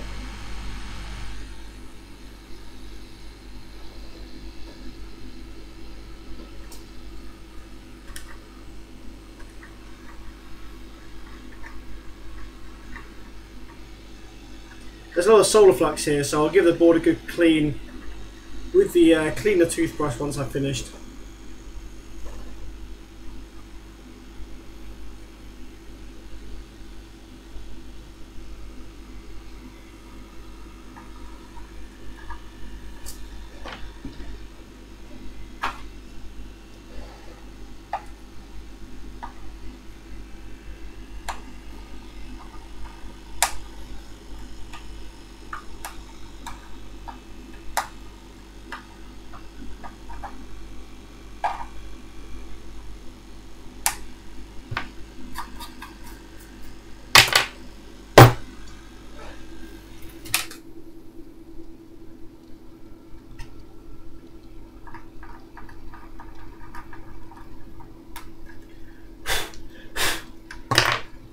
Okay, so time to check if well, I know for a fact that has definitely solved the bad drive issue. Now there's a few gate resistors that I want to change.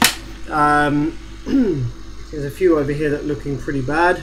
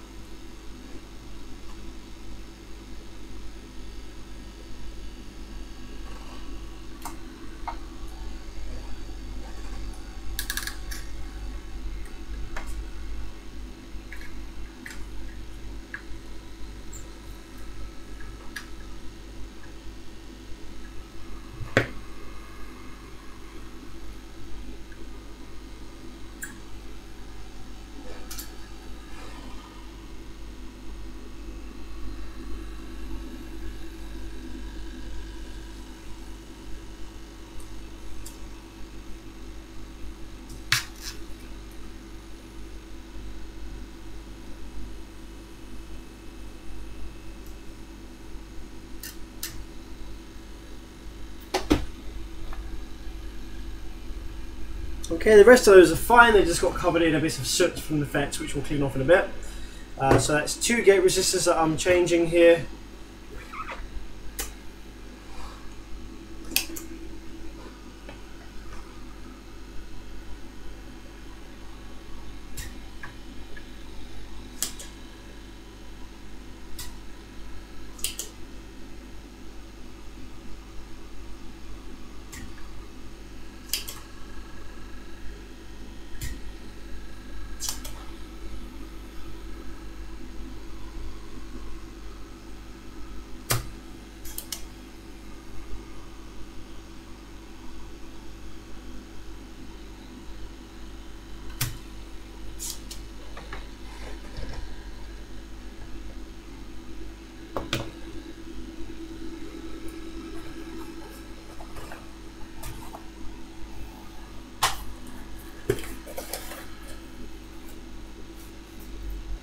Never gonna run out of these.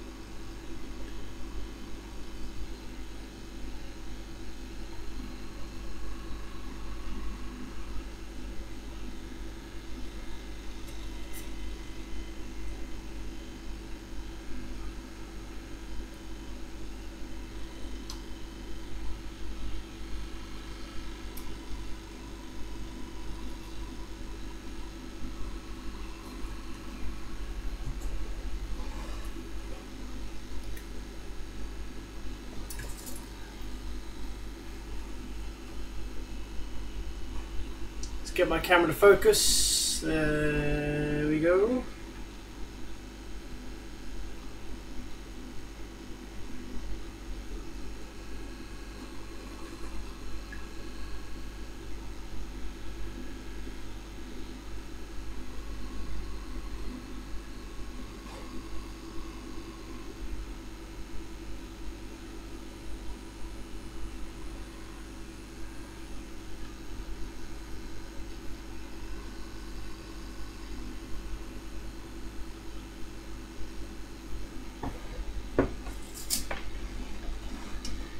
Okay, now let's cut those legs, cut those leads.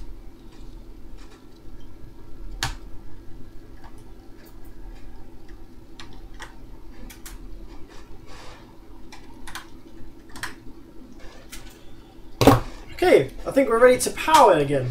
I think we're ready for a bit of power once again.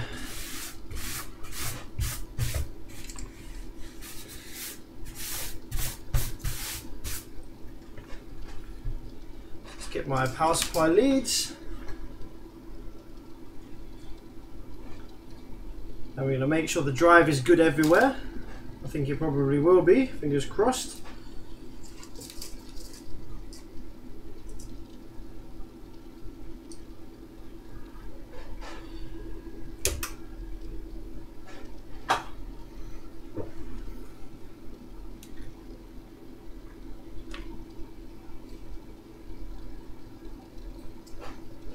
Did you ever finish the resin bucket? Sort of, yeah. It got full up, but I didn't actually have enough resin. I probably should have bought some, but that wasn't a massive priority at the time. Okay, so we have a 5.6 volt RMS square wave. So we got that correctly there. Then I'm going to go ahead and probably have to check every single one of these because of gate resistors.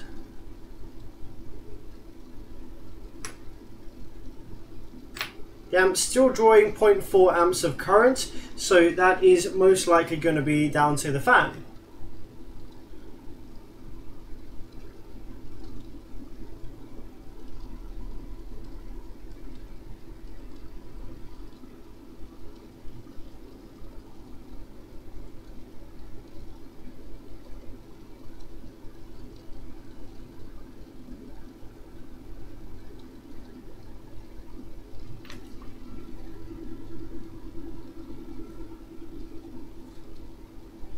Oh man, I can feel myself getting absolutely shattered.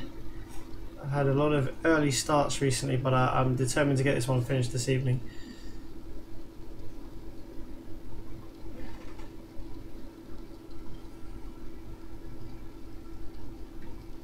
Okay, yep, every single FET pad location is getting driven beautifully. So that's good news. So let's go ahead and put some FETs in and then see what the output section is doing.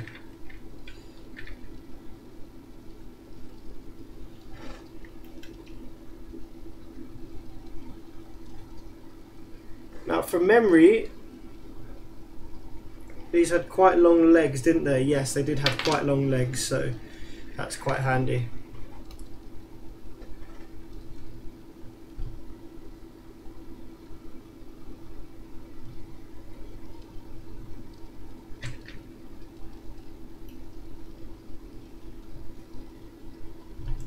Oh, fuck's sake. When you haven't sucked this holder properly from the holes, the legs won't go in properly. I'm getting too tired for this. I want to go to sleep.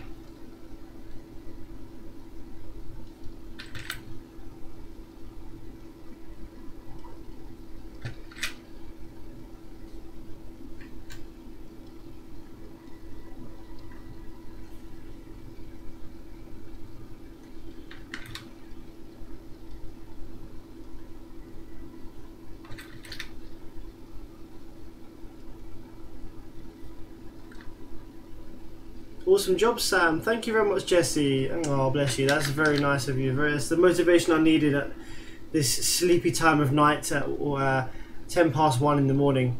It's not that late. I used to do live streams till like 5 in the morning, but that seriously affected my health. I wasn't getting the right sleep pattern, and it was really screwing me up. So I probably won't be doing those sorts of live streams anymore till like 5 in the morning here. And the viewership wasn't that big at that time anyway, so... How long have you been repairing amps? Probably about 1.5 years now.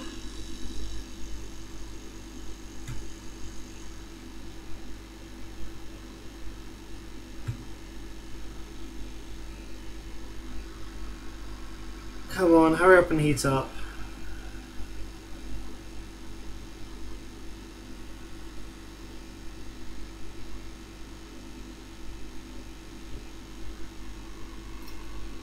This is the ground hat, that's why it's taking so long.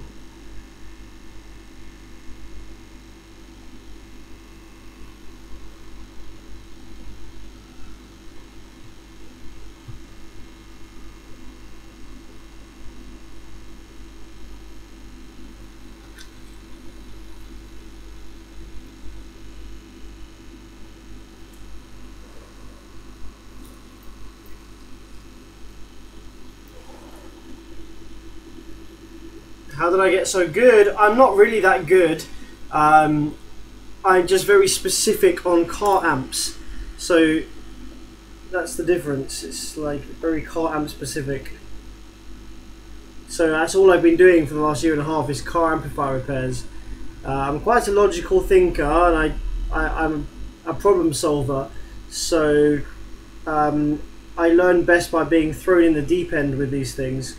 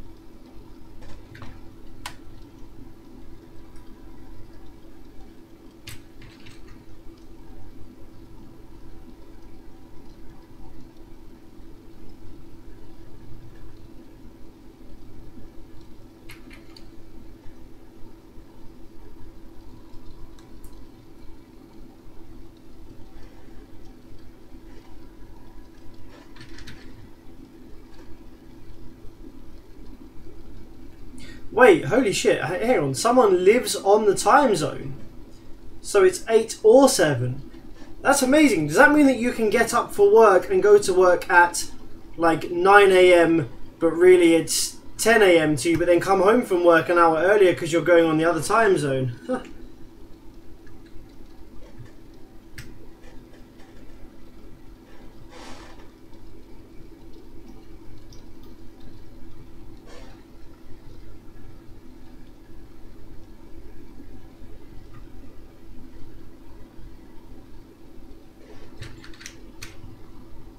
I'm glad that people are learning stuff watching the live streams.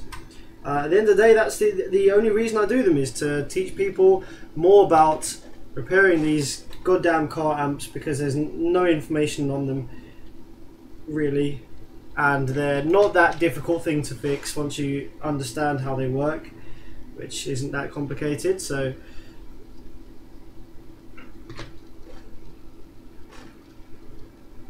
and because car amplifiers are one of the things that dies so regularly, like in terms of consumer electronics, car amps are really unreliable things. I mean, they can be very reliable, but generally, like in comparison to most consumer electronics, car amps are hella unreliable. They die really often. So why is it the thing that dies the most often? There's the least amount of information on how to fix it.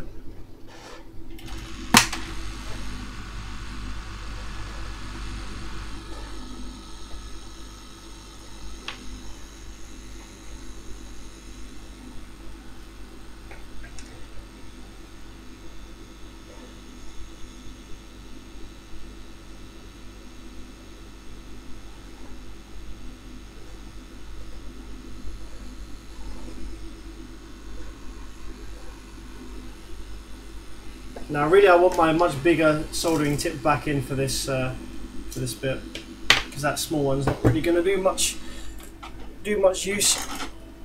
Screw it, let's get a new tip.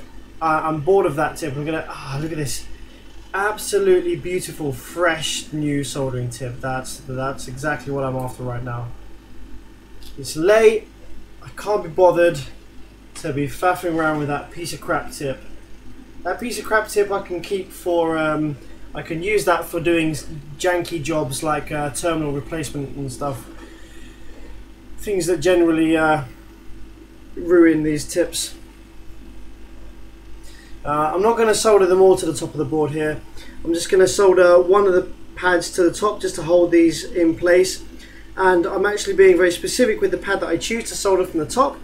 The pad that I'm choosing to solder from the top is the drain, which actually has the trace, the main power trace for the drain is on the top of the board. So this makes this pin the most sensible one to solder from the top of the board, because that's where its power connection is in the first place.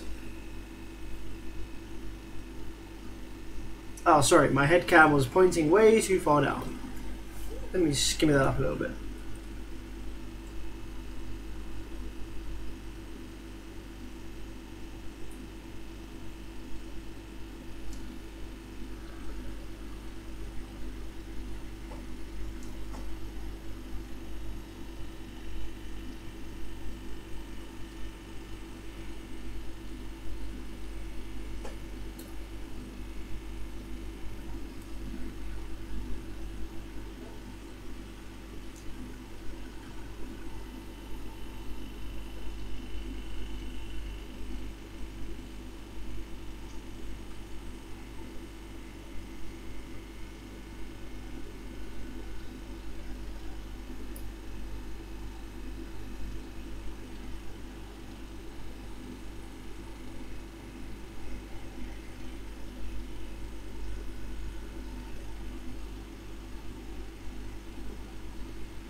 This is one hella big power supply. This is a lot of 3205s, isn't it, guys? I kind of wish almost wish that they'd use the 064 ends here, because then there'd be less soldering to do.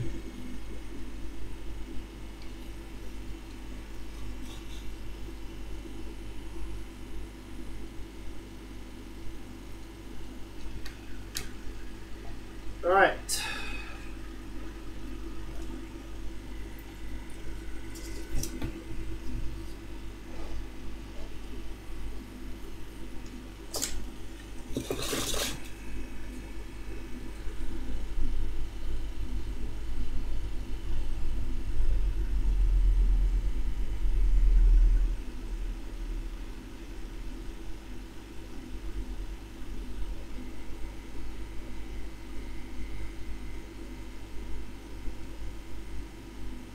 You know what, as well, I'm also getting kind of hungry. Might have a midnight snack.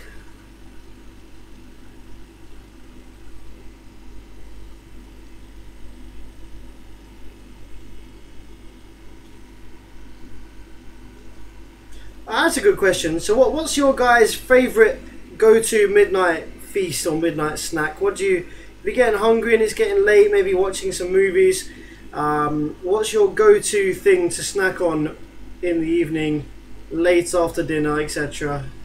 Going to bed soon but getting pretty hungry. What do you snack on?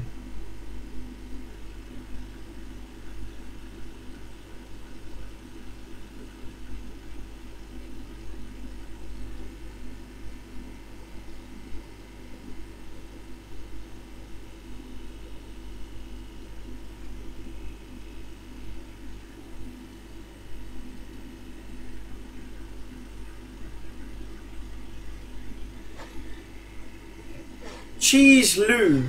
What the fuck is Cheese Lou? That sounds something nasty. Sounds like a medical condition.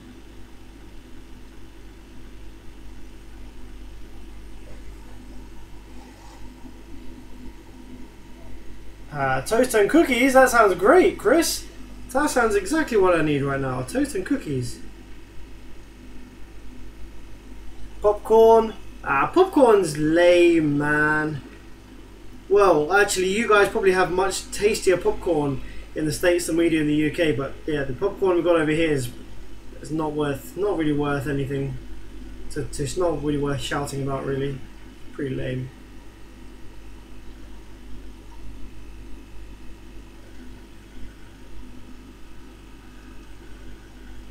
Fur burger, chips and jalapeno cheese. Yes, Dan. That sounds fantastic. Chips and jalapeno cheese is right up my street. That sounds lovely. That'd be a wicked little midnight snack. Full of carbs, full of spicy, full of cheese. Yes, please. I'll take that. Me and Dan could have a good old midnight snack together. That would be cool. Ham and cheese toasty is also right up my street. Oh my god. Why did I ask this question? I'm getting hungry as fuck now. That was a stupid question to ask.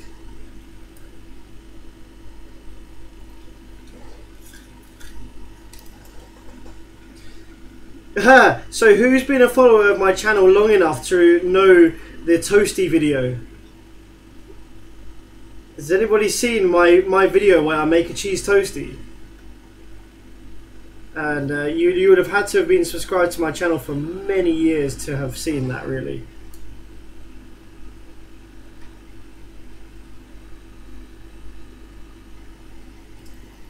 I'll tell you what, fuck it. Let's put it on.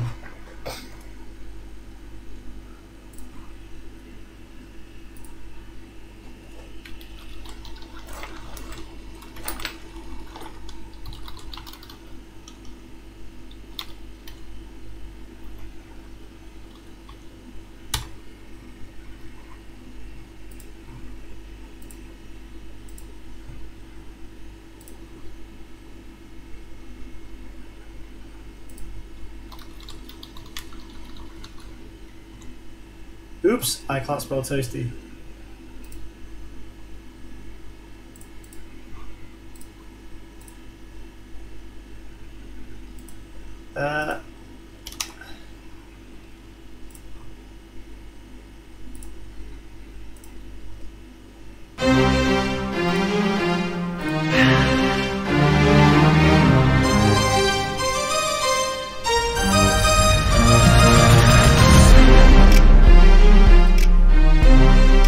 Start this again because it's lagging like hell because I'm streaming at the same time. 1 second. If I minimize OBS, this should play smoothly. Yeah, this is lagging like hell, so if I minimize OBS, that should play smoothly.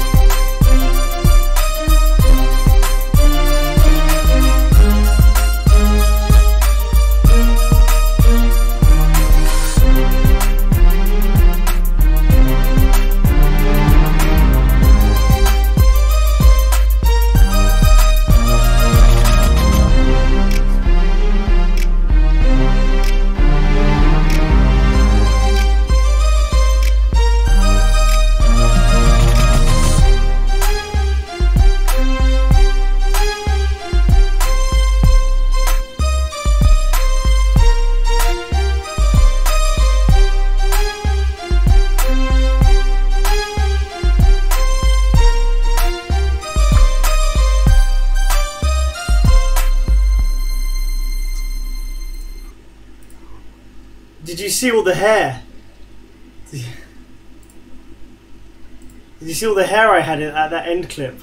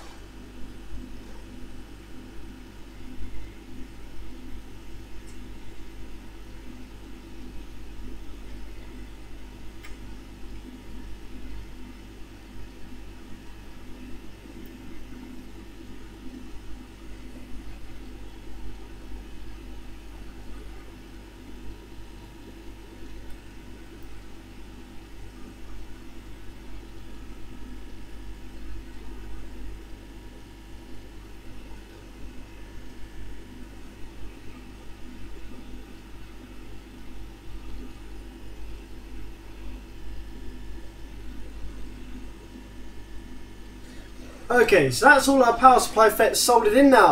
Woohoo! That was some long ass job, I have to say. Right, so provided we haven't made any new solder bridges anyway, which I don't think we have because we did all the soldering from the bottom of the board. Yep, so let's go ahead and turn the soldering iron off. Let's plug this back in. And we're going to start firing up the output section. Now, the output section still has the majority of the FETs in the board. I removed the ones that were obviously shorted, and I removed the ones that were visibly cracked and dead. I'm just curious to see, out of pure interest, if any of these other ones survived. I'm probably going to go ahead and replace all of them anyway, because there's not that many of them to replace. I've got shitloads of these 24N40Fs anyway. But just out of pure curiosity, let's go ahead and fire her up and see what stuff there is on the output section here. So let's go ahead and probe the back of one of the power supply FETs. You can see there on the scope, it jumps up and let's get a nice square wave going. I'm going to give this thing about 4.4 amps of current. That might help if the remote cable was plugged in.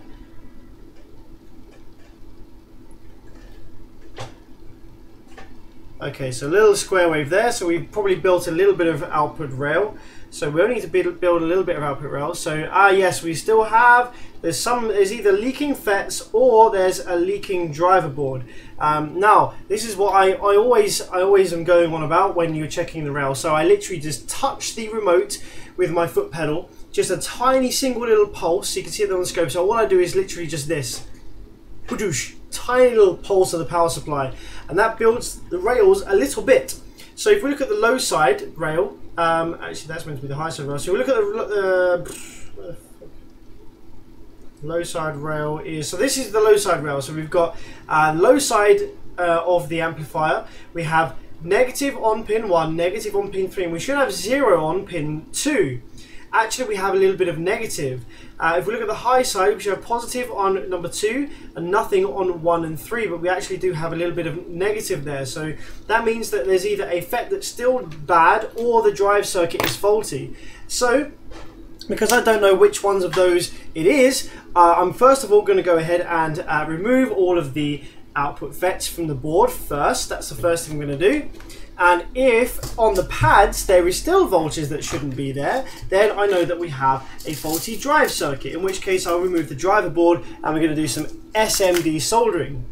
So let's go ahead and start removing the output FETs.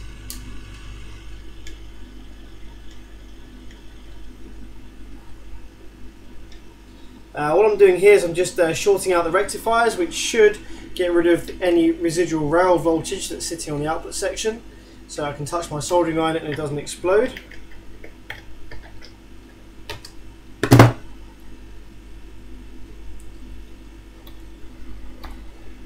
I need to get my shortcuts right. I keep tapping the wrong shortcut button.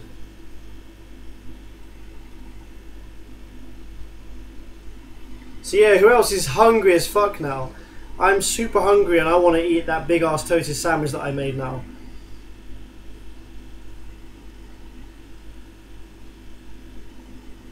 I actually only had a really small portion of paella this evening. Does anybody else here like paella? A good Spanish dish.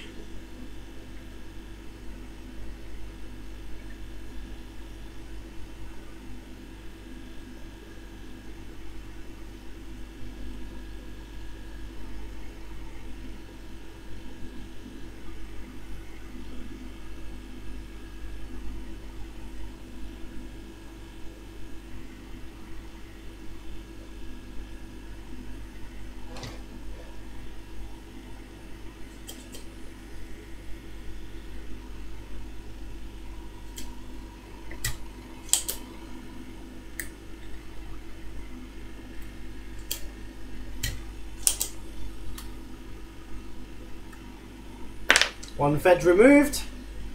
Start to solder.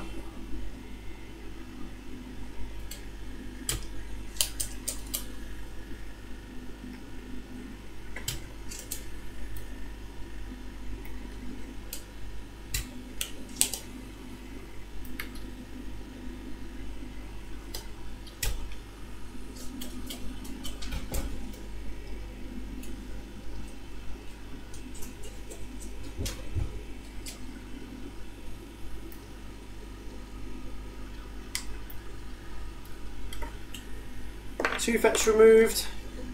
Suck the solder.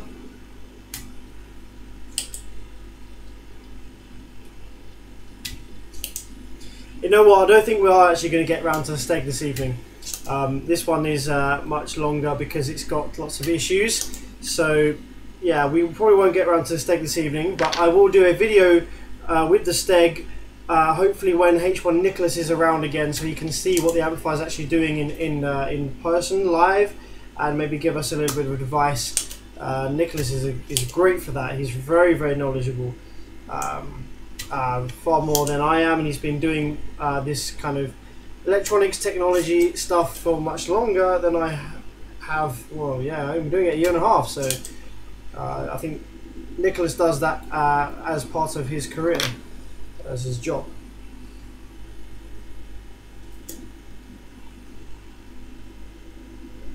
And so who was seeing that Toasty video for the first time? Was anybody seeing that Bear's Toasty video for the first time?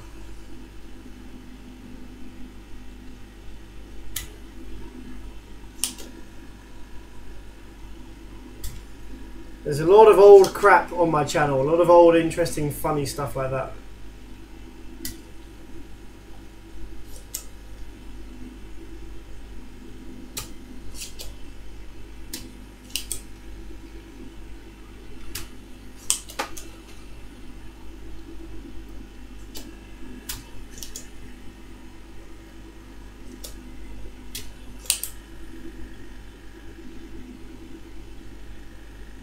Jesse's second time. Jesse, when did you see it before? We might have watched it. Jesse might have seen it when we did the. I did a video where I looked at a whole bunch of embarrassing old videos on my channel. There was a live stream where I was sat up in the bedroom and yeah, just watched a whole bunch of very, very funny old videos. And I think that Toasty video was one of those.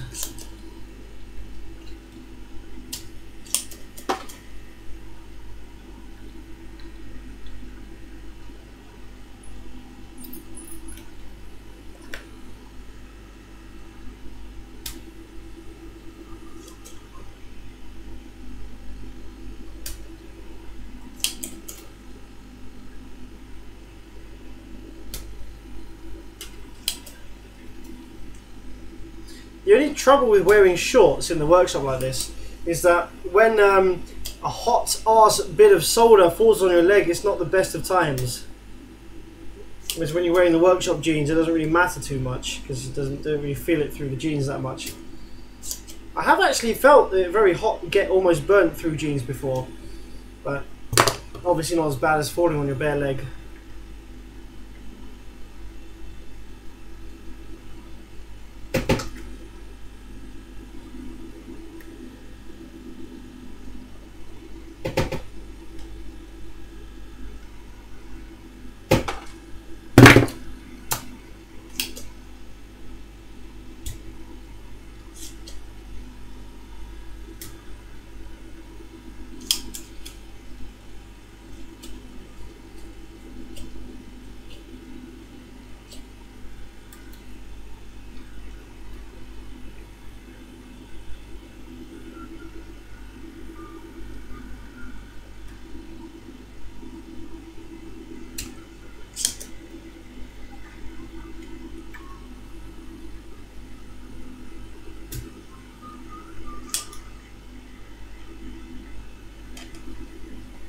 That's one side of output FET's gone. Let's flip around, do the other side. Melting polymer shorts, oh hell no. That's not a fun day.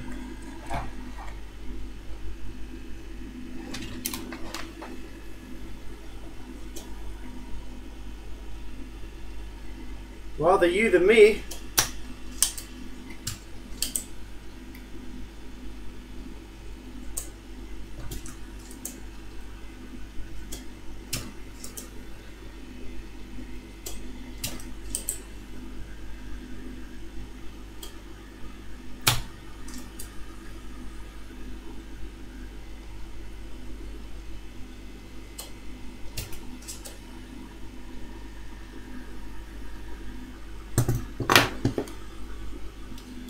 I've been lazy and I've not actually I've not refreshed the solder on this side. I'm just kind of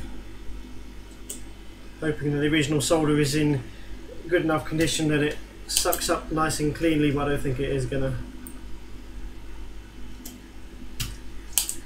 Oh, that center one did alright. Come on, you bastard.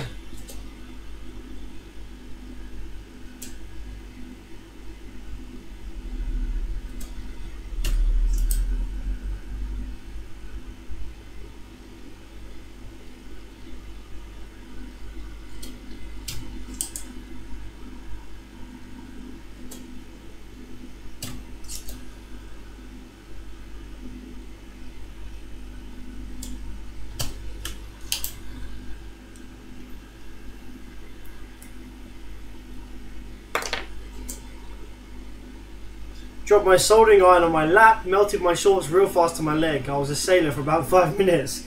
Ah, damn, that's not good, man. Feel for you there. The worst thing I've done is I gripped my soldering iron like a pencil, like actually gripped it like this, but on the hot tip bit. That was not fun either. That was very nasty.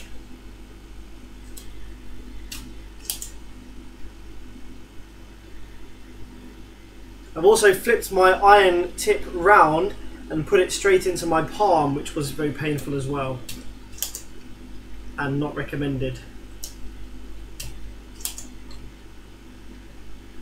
Yeah, I'm gonna have to put some fresh solder on these.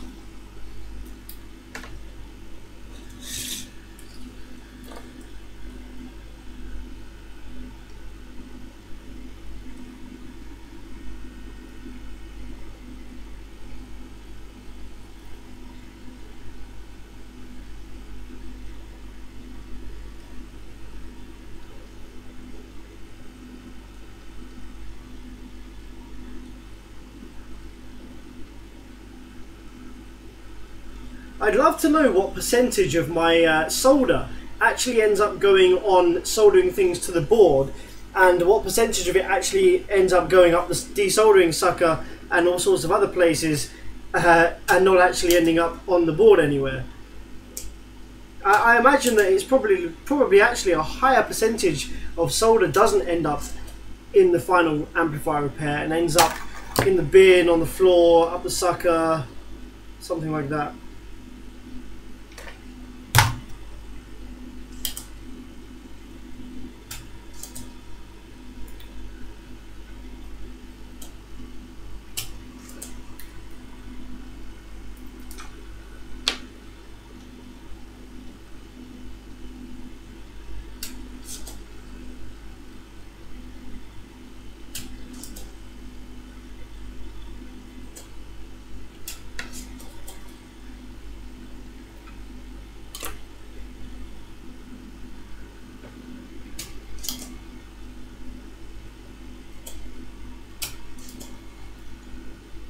You see the methodology here?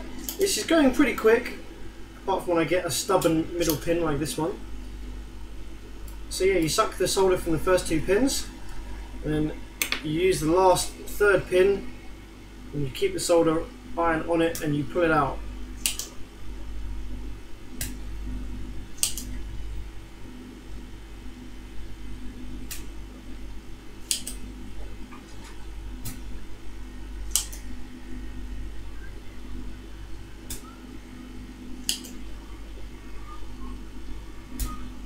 That was one I snapped off earlier.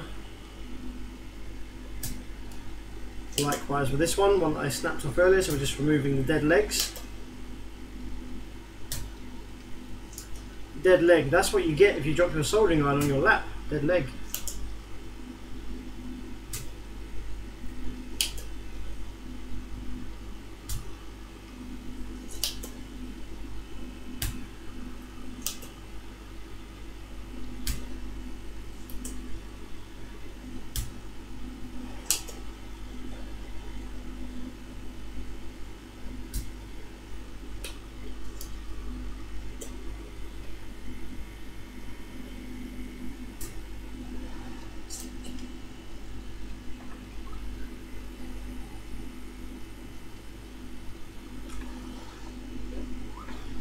Alright, cool, that'll do.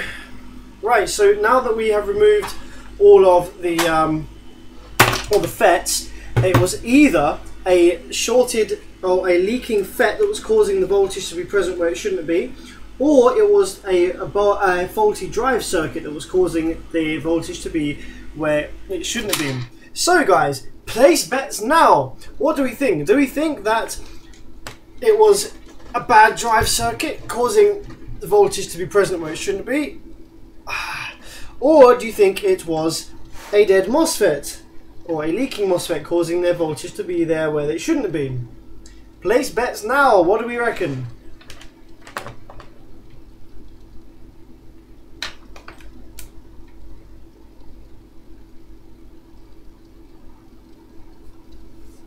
Hey to Chevys Not Hondas. Good evening, buddy. Joe K says he reckons it's a dead FET, so we got 1 for dead FET. I think it's probably going to be drive circuit, personally. But I could be wrong. It can be a dead FET. So we've got dead FET on this hand. FETs, drive circuit, so we're at 2 each at the minute. So it's even.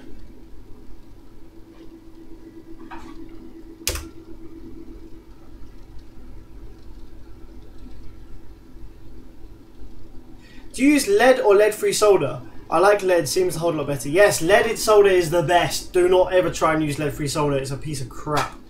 It's like made of cheese.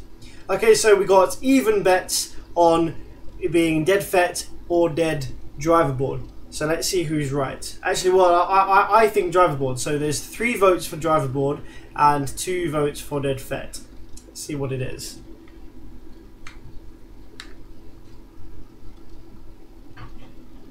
Again, just pulse the power supply like that. And let's have a look. So we have the... oh, look, it's a dead drive circuit. Because we still have all that crap there that shouldn't be there. So, if you said it was a dead drive circuit, you're correct.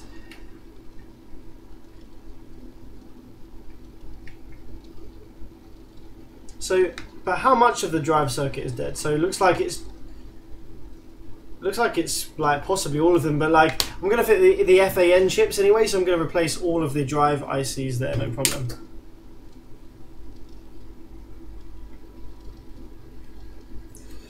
Okay, so time to take the driver board off then. Oh, this is turning into a pretty complicated repair. Both sets of drive boards.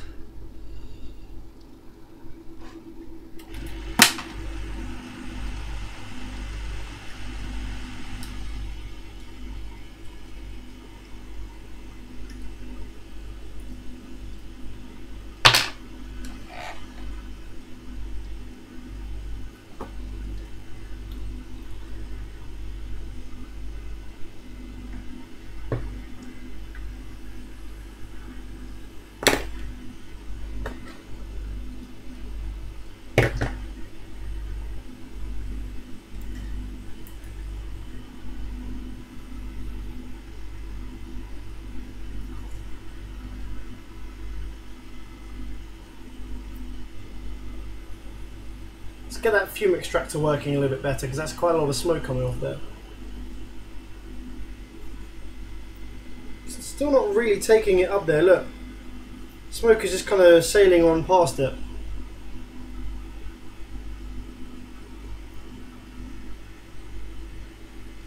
But I do know that the tube is pretty badly clogged at the minute, so that'll probably be why.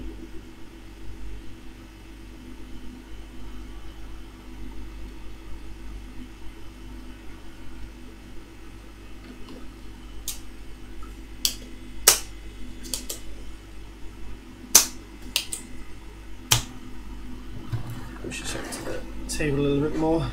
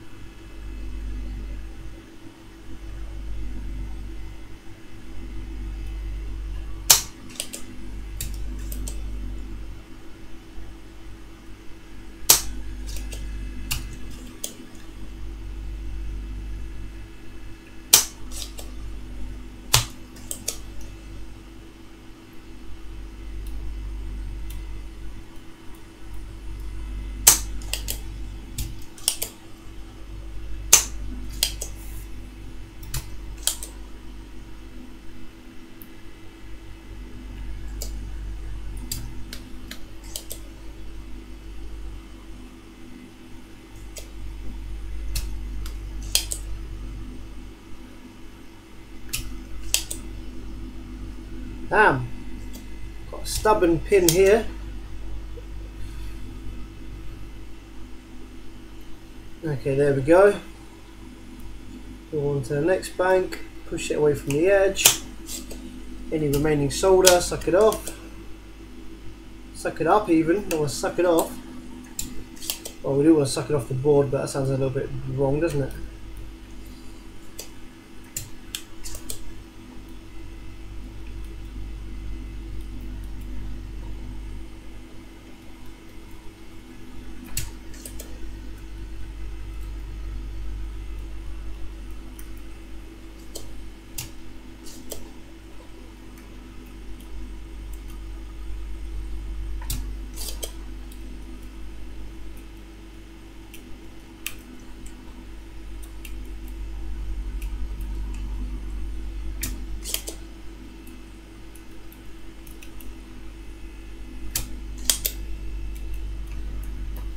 There we go.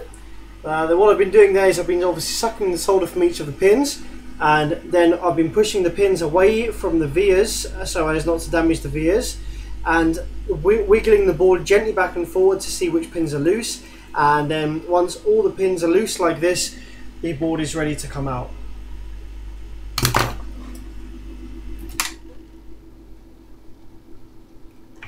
I haven't bought the Hakko desoldering gun yet, no, but I do have enough money now to buy that, so I'll be buying that very shortly.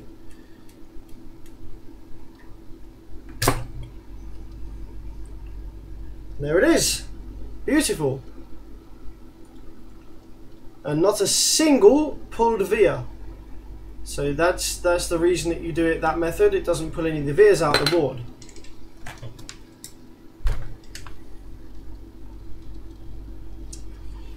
Right, so now the driver board's out. Now, because we have driver board issues, actually I'm going to just angle this light slightly differently because it's kind of... Which light is it that's causing problems with the camera?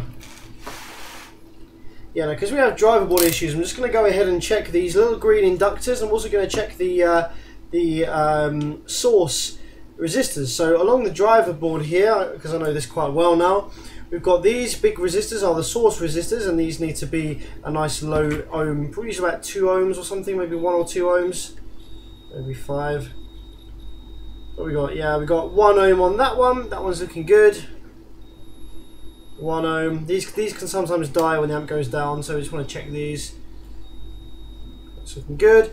These little green inductors, these need to be about 5 ohms, which they are. That one is there. Some of them will read 2.5 ohms because they're in parallel with the other one. But these are all reading 5. Okay, it looks like this maybe didn't go down too dramatically then with the drive. Now on the driver board, we need to remove... This is the first time I'm using the desoldering gun in this area. We need to remove the 4 ICs here. Now let's try the zoom in cam. Let's see if this looks any better here. Yeah, that looks better. So we've got 4 ICs here. We've got 1, 2, 3, 4. These are the drive ICs for the output section. Each IC drives a high side and a low side. So that means that there are 4 ICs, which means that there are 8 total batches of output FET. And each batch, by looking at the board here, will have 2 FETs per bank. So yeah, we need to replace these 4 ICs. Sometimes the bootstrap diode and capacitor will also die. I think that's a bootstrap. No, was that snubber? No, I think that's bootstrap. Yeah, this is bootstrap circuit. I actually made a mistake the other day. I was talking about the bootstrap diodes and resistors on the Vibe amplifier. That was actually the snubber circuit, not the bootstrap circuit. I got my words mixed up. So yeah. This is we just want to check these diodes, check these ICs. Usually that's the only thing that dies. I mean, the amplifier didn't go down too. It went down pretty dramatically in the output section, but it all still looks pretty clean. So I think we should have got hopefully a little bit lucky there. So I'm going to see where I can move this amp out of the way and see if I can work on. What can I work on this? There we go. If I put the amp down to the side of the desk just for a minute, and I can work on this board with the zoom in camera because it looks quite good at the moment on there.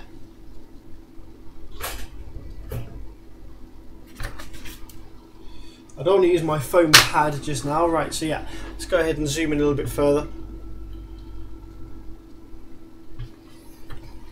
go.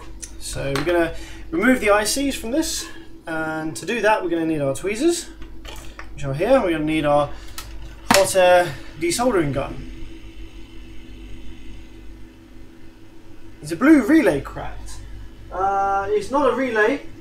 The blue things are bipolar capacitors, and it's not cracked. It just has a little line string of CA glue across it that obviously came off when they were gluing it all down, a little string.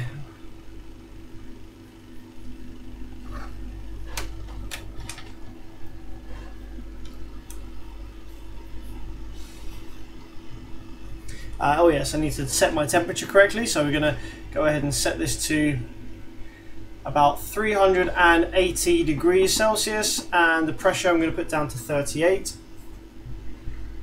I just want to preheat the board in general first, because otherwise if you just aim this at one chip, then you can popcorn the board, which means that the air underneath a certain section of the board expands, and it causes there to be a bubble underneath the first layer of the PCB, which is not what you want. So just going to preheat the board a little bit first.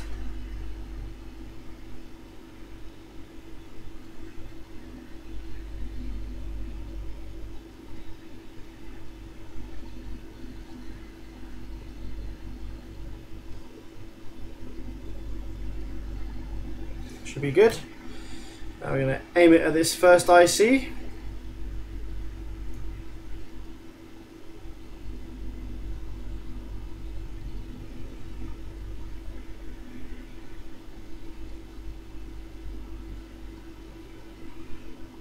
There we go. Number 2.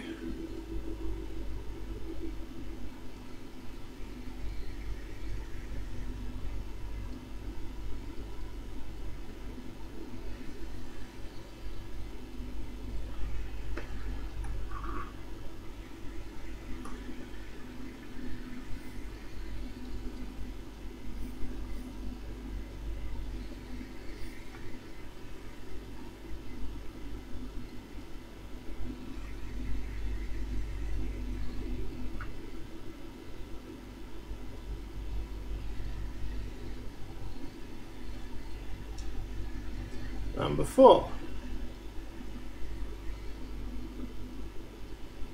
I hope I've got 4 drive ICs left. I did use quite a few lately. There we go. So now we've got the drive ICs off the board, which were obviously faulty. We can check for this bootstrap circuit, which is the diodes and capacitors here. So these shouldn't read a short, these diodes. We should read a number one way round, and then the other way round we should read infinite, which we do. It's good, and these capacitors shouldn't be shorted out either. So as long as generally these go either short or they work. So if they're not short, then they're generally fine. Yeah, that looks okay to me. So let's refresh the solder pads on the driver board. Other stuff that can die, these little SOT23, these little SOT23 parts can die, but it's not that common, so we're just going to go ahead and assume they're okay for the time being.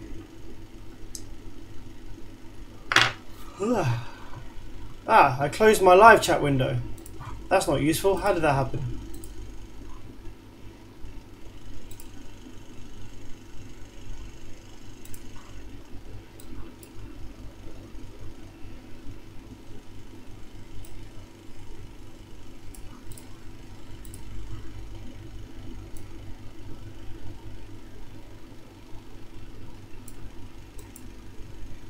There we go, got it back.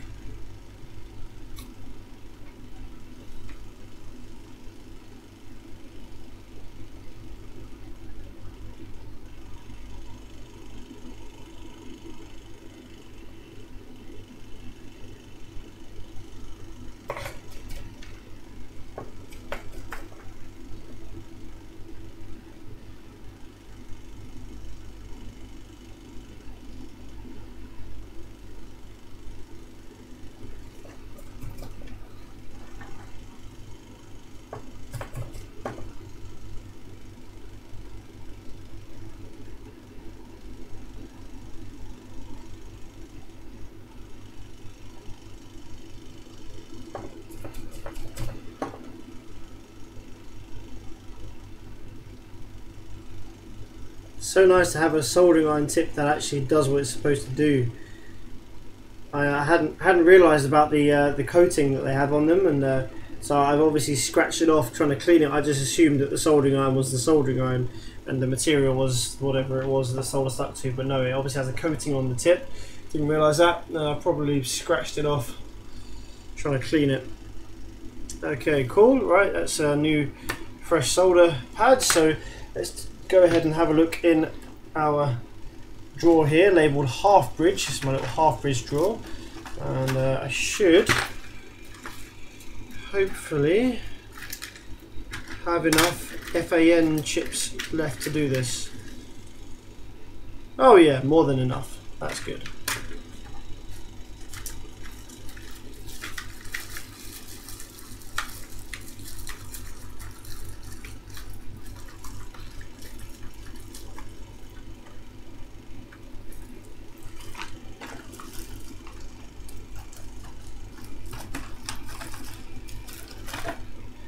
Bacon done, next the onions, mushrooms and melt with cheese, all in a hot dog.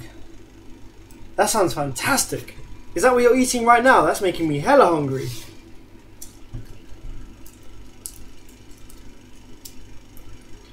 One, two, three, four drive ices.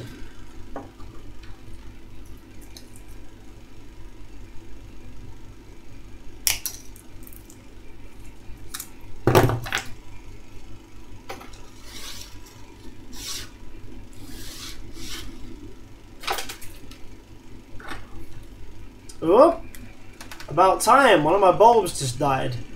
I thought it was about time that one. Oh no, maybe it's just a bad connection. It's intermittent as fuck.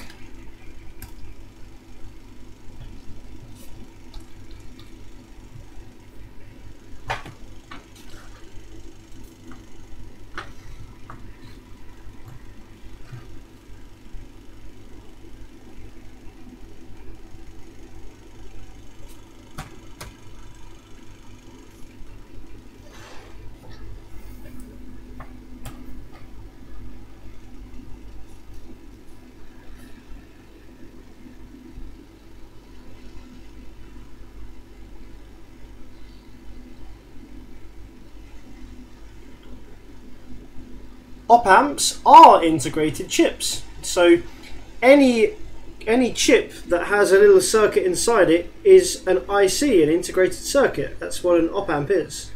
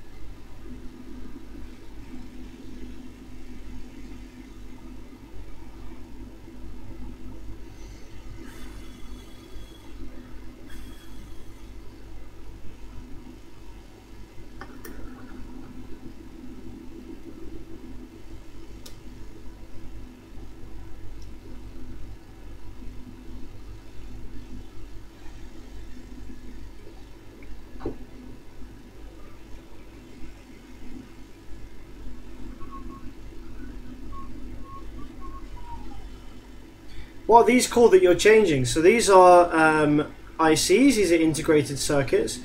These are half-bridge drive ICs. The model number is FAN7393A. These are upgrades to the original drive ICs that this amplifier uses. The amplifier originally uses IRS 21844S.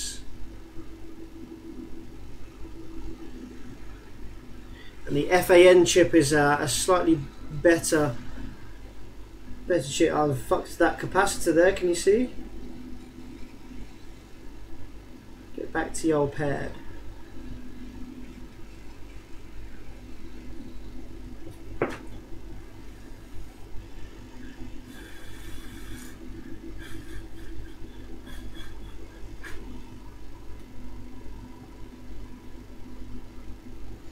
This IC is FAN fan, because it's fucking hot. So it's FAN 7393A.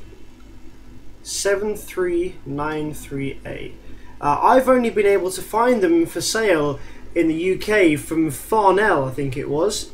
RS Components don't seem to have them. Mercatio don't seem to have them. Not sure about DigiKey.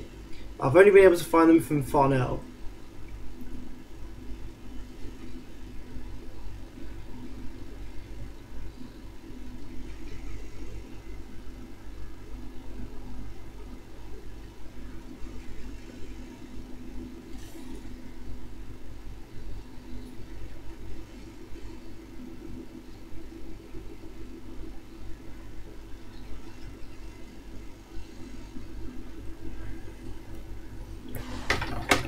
Okay, now that we, oops, I left my soldering iron turned on. Now that we have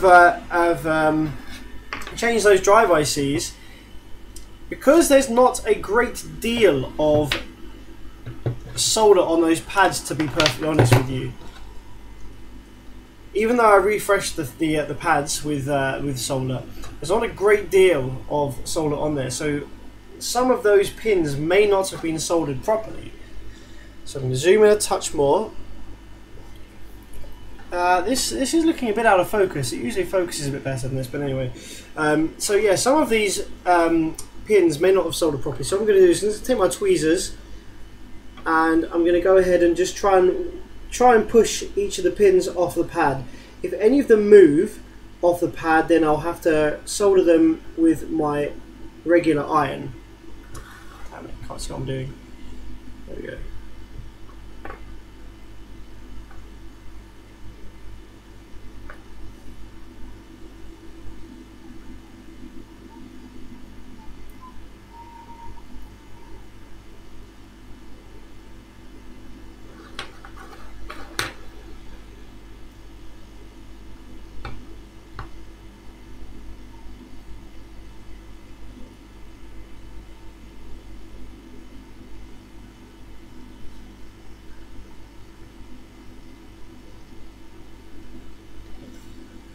Looks like those ones are pretty good actually. Looks like we did a good job on there.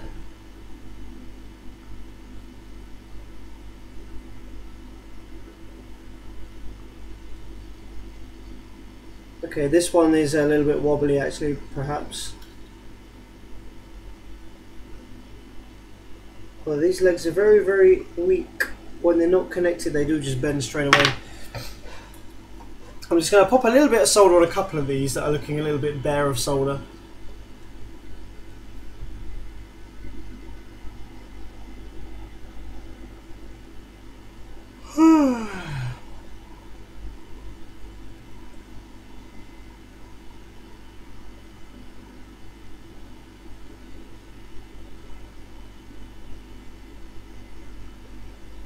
What's the difference in the two that makes it upgraded? What's it do better? So the FAN chip, it can what's the word I use?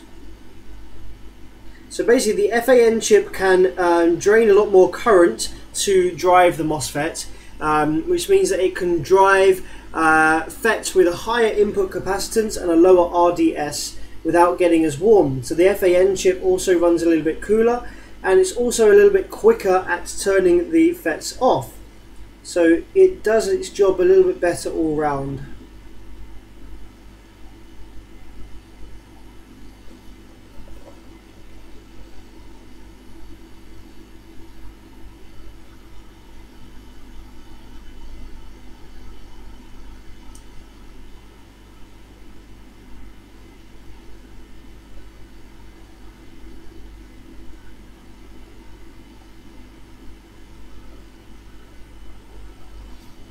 Yeah, I think this is a pointless task doing this actually, because I think they're all soldered really well. It just might not look like there's a lot of solder on there, but I think there is actually this actually connected really nicely.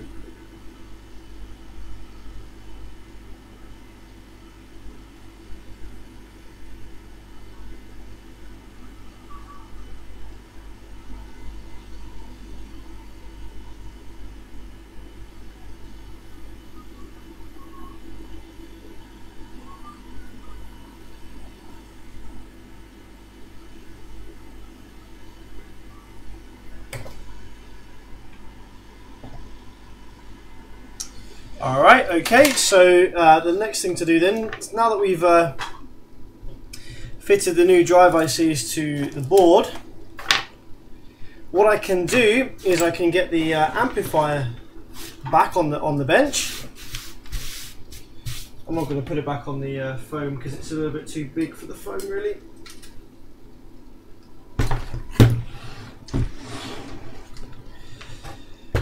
And now, to do a quick test with the driver board, we don't actually have to solder it back in fully. What I can do is I can actually just slot it... Oh shit, which way around did it go? That way. We can actually just slot it in like this, and then put some pressure on it from the side to push it against the vias, because the driver board doesn't actually demand or sink any current. All it's doing is making a contact against all the pins to get the correct signals for the drive IC. So we can actually check the drive thing is working just by doing that and not soldering it in fully yet. If there were FETs in the board, however, you definitely need to solder the driver board in, because any slight break in the connection between the pins could kill a whole bunch of FETs because they weren't driven properly. So, but yeah, we can do this without the FETs, and that's no problem.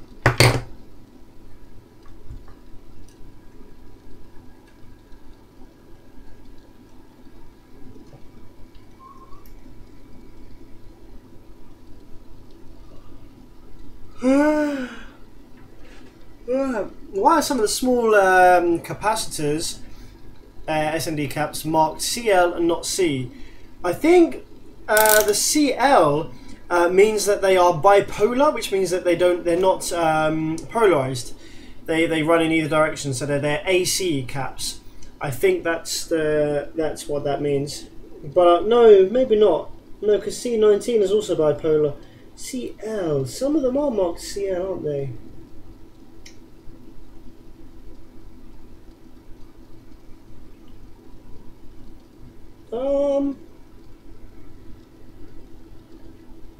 Yeah, I'm not entirely sure on that one actually. I don't know what the L stands for.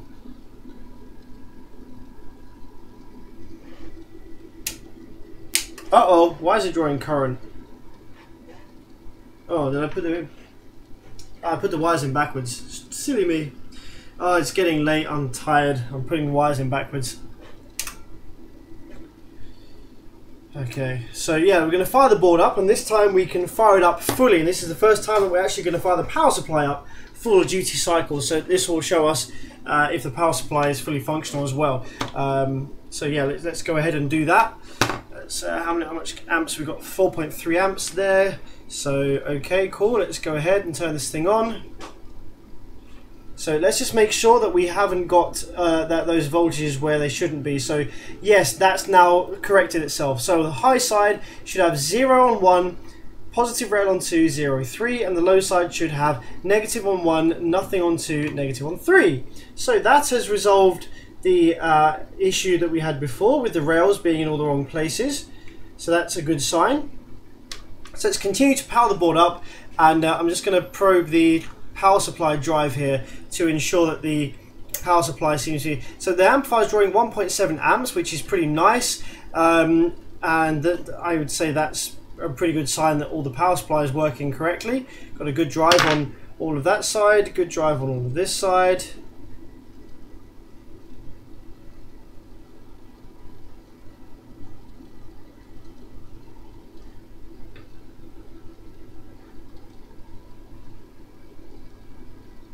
Yep, Oh, so I'm just going to go ahead and just feel with my fingers, make sure that none of these power supply FETs are getting hot, because if there's one that's not being driven properly, it will be getting warm, and they're all dead stone cold, so that's fantastic. Okay, great stuff. So now let's go ahead and let's have a look at our output section once more, and turn the scope up to 50 volts divide just now, and that should allow us to see whether there's any square waves riding along the low side drive.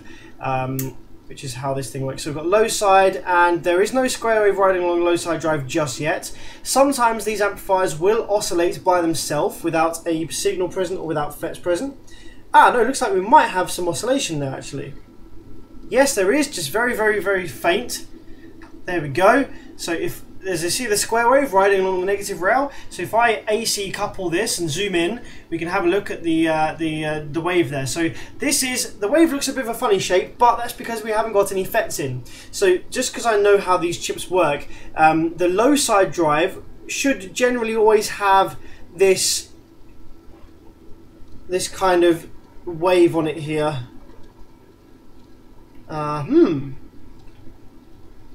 Two of the low side doesn't seem to have that. Okay, that's curious. So there might still be a fault there somewhere. So if we look at the board here, we should have high side. I'm just going to turn my camera to the head cam. So if we look at the board here, we should have high side, high side. Okay, so there'll be nothing. Ooh, this is different. Don't usually get to see any waves or anything like that on the high side. Low side should have the square waves like that.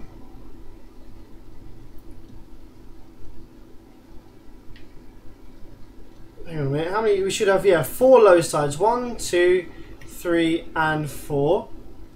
And then the high side should have pretty much nothing on it. So this high side has this kind of downward spike, which it doesn't look too good.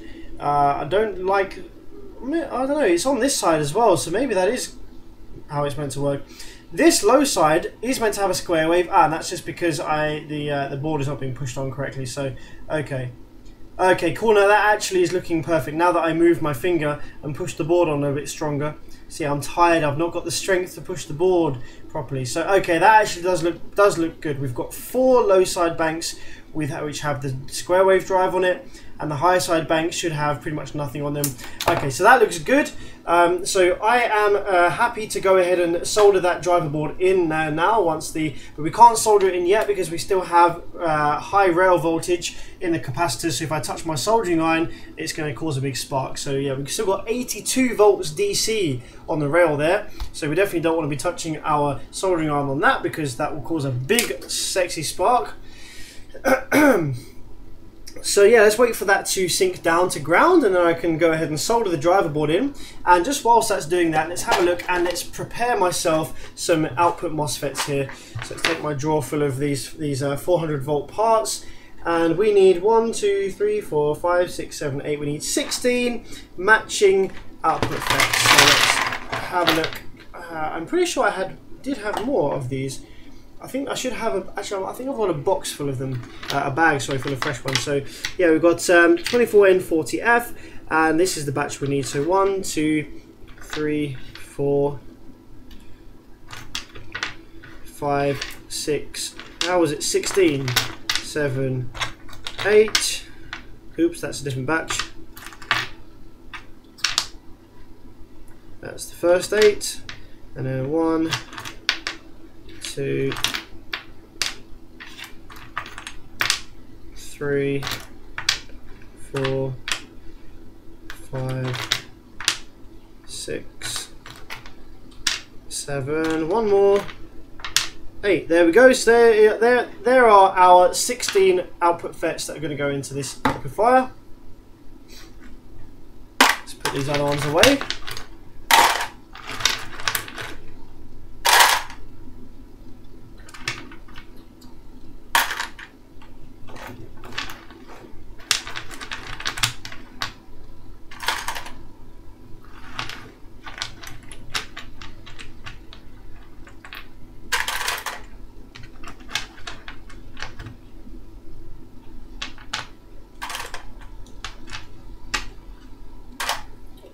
So there's 25 volts still on the oscilloscope there. So I could probably actually just short out the rectifiers at this point. The voltage is low enough.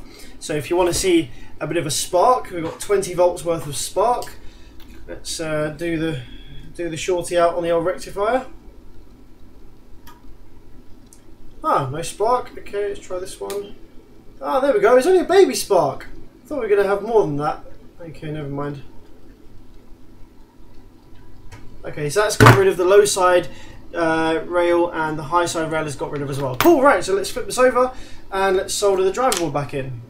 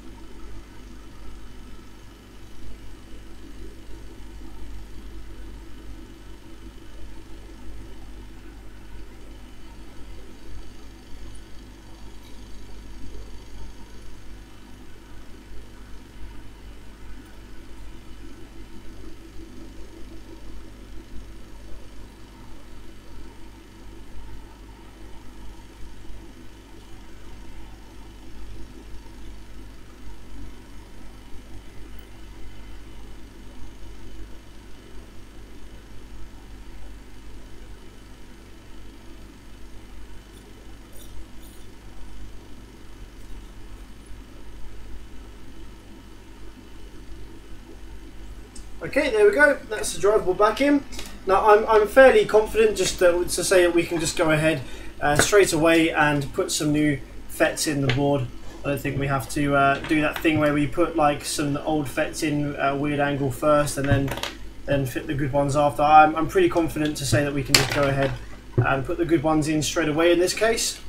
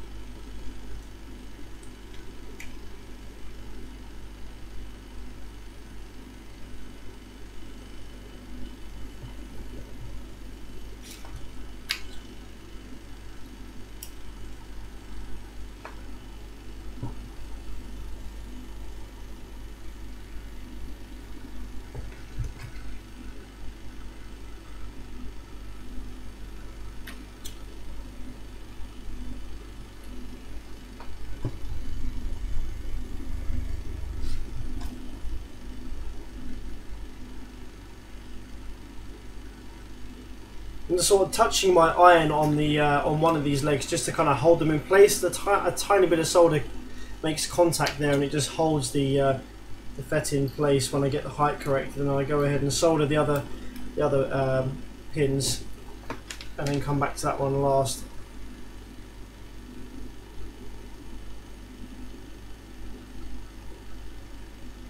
The second one there is a touch high actually.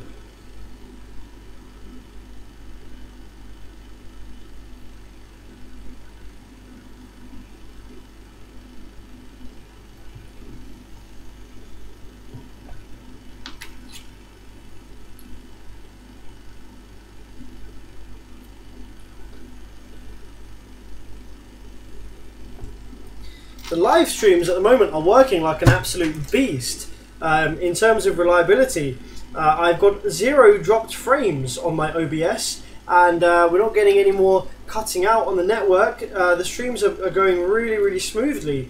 So I think the setup is pretty perfected at the minute in terms of the streaming settings, and my network seems to be working pretty good.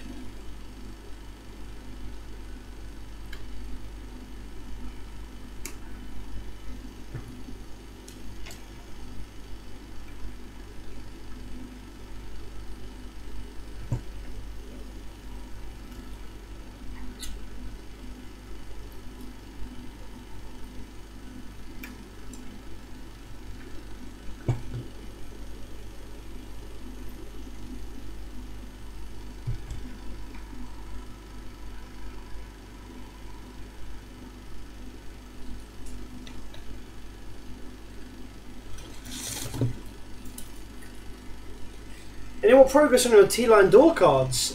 They are at Harwood Acoustics at the moment in Ipswich. I am asking the same question myself. Any progress on my door cards, my friend? It's taking a little while. It's taking a long while, actually. So sadly, no progress. I don't have an update for you on that, because I haven't been given an update on that.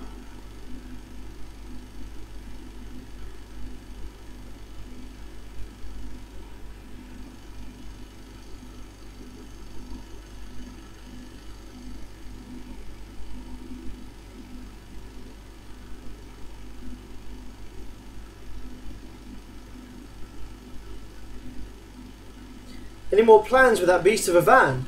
Well, yeah, I've got the DDZs coming. So DDZ 4 15 ESPs are coming late August, and then I'll probably find a 20,000 watt worth of amplifier to put on them. I think lithium batteries, supercapacitors, upgraded alternators, multiple alternators. You know, you get the idea.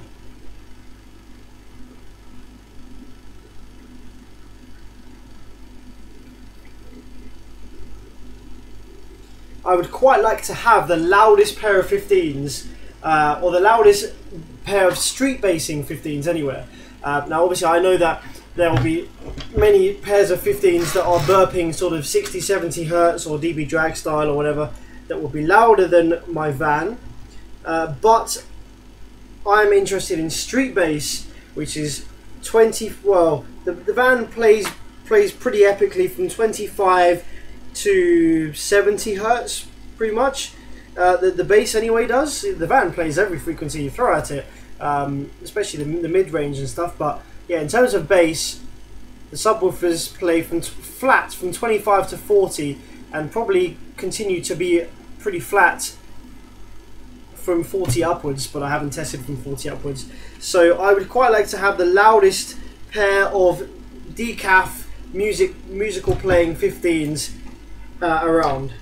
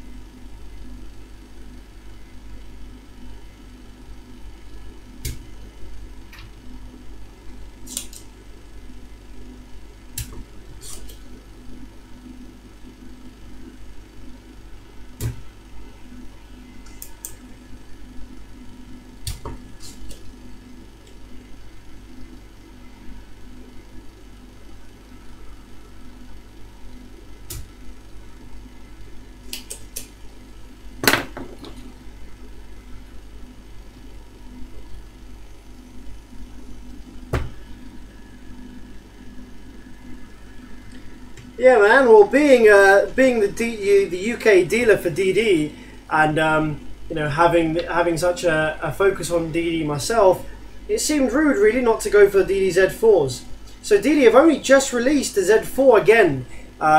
The Z4 is the 4-inch voice coil version of the Z3, and up until recently they were only, you know, they were made back in the day, and there's only maybe like 6 of these motors floating around anywhere in the world. But they've just re-released it with all the new Neo N52 and the new black motor design that you see in the new Z3. They're bringing that out in a freaking Z4 version, which I have ordered probably the first 2 of, and that'll be at something absolutely insane, I'm sure. It's an 8-layer 4-inch voice coil in a in the radial Neo magnet form factor that you know of the DDZ. That's probably a good, you know, you could probably throw a good continuous 8,000 watts RMS at that. You know, in terms of power rating, probably about 8K to 10K power rating on that sort of sub. For burps, you could probably burp it on like 45K per sub and it would be alright. Purely because of the high impedance rise as well, helping it out.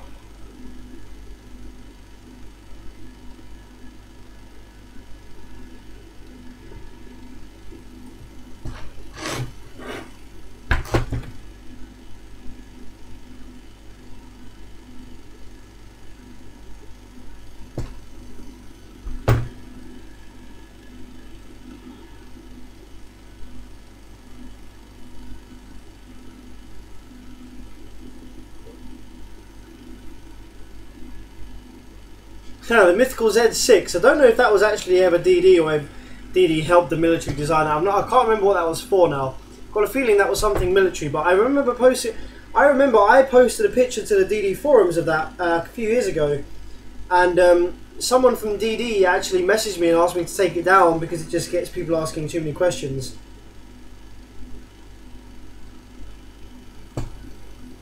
Maybe it was a prototype motor that DD never actually followed through with.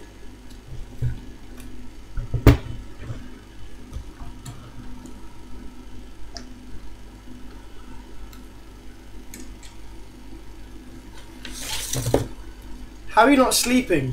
Oh man, trust me, I am. I'm sleeping inside.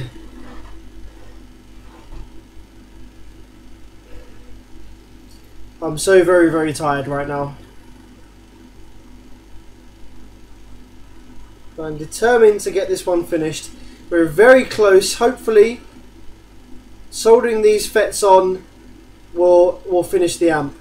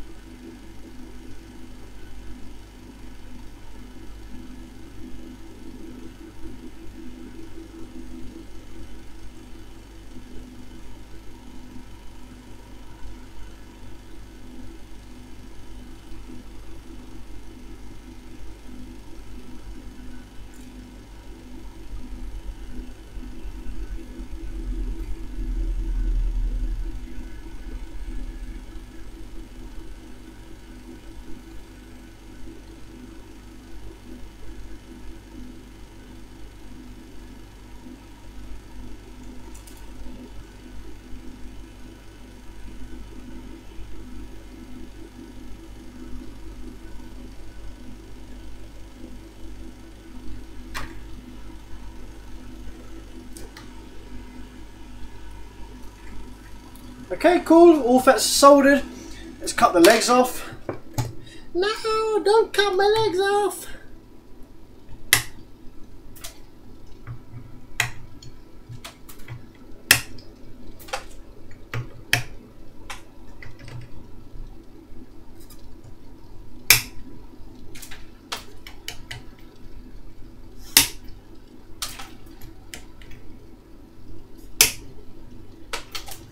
what's the sub in the background? The sub in the background is a Digital Designs 3515 ESP.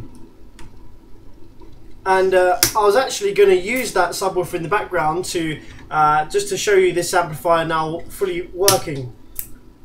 I thought that would be pretty cool to see an amplifier come in completely broken and then do a repair and then see it work a sub. That would be pretty cool.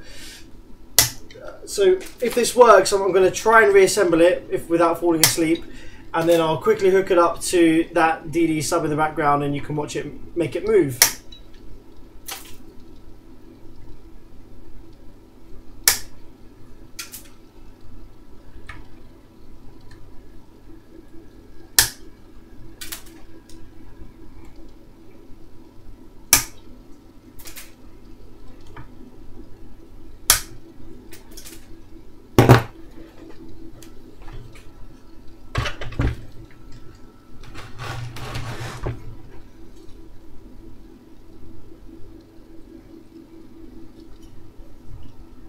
Just before we power it up, I'm also just going to check the gate resistors on the output section. I didn't do that. I just want to make sure the gate resistors are intact, because they can fail.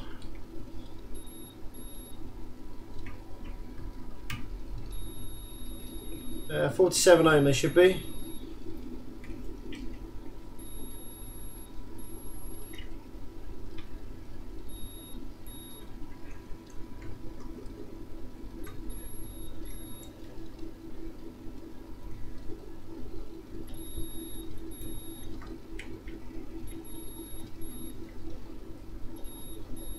Yep, looks good. Okay, cool. I do believe so. We are ready for power. And this thing should go full switching now.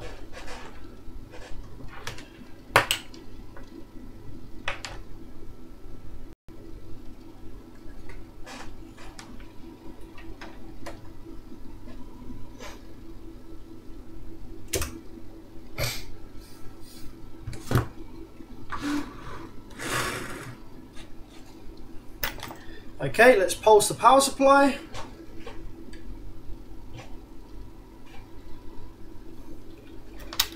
A little bit of power supply pulse. Why is that so high up?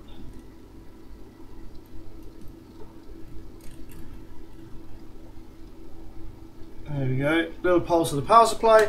Let's just check that the voltages are still where they should be. Negative rail, yes. Positive rail. Negative rail, positive rail, yep, looks good. Positive rail, negative rail, negative rail, negative rail, positive rail, yep, that looks good. So let's go ahead and probe the, I'm going to go ahead and probe the low side drive real quick. That's quite an easy one to check, because we can see the drive wave and the rail voltage build. So we're going to build the rail voltage like this, See, rail voltage is getting built.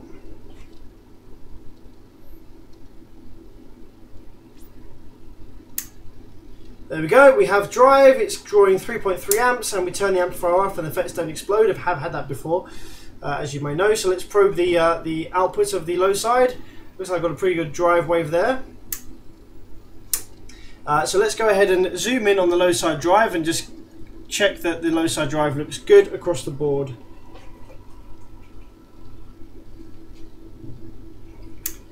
It's a little bit wobbly, but it's not bad.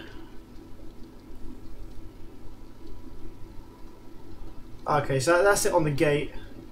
Yeah, that's pretty acceptable. It's not the best low side drive I've ever seen, but it's acceptable. Cool. So provided these FETs don't get hot, which I don't think they are, they're all running pretty nice and cold at the minute. Yep, successful repair. Da, da, da. Obviously, provided it passes the endurance test and the bench tests, but yes, I believe it will.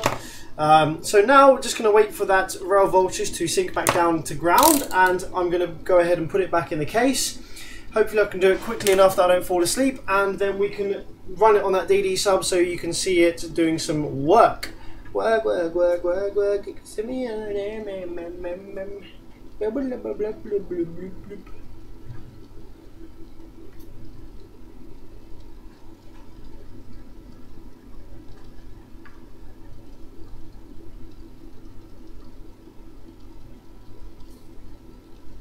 Ah, back's getting a bit sore.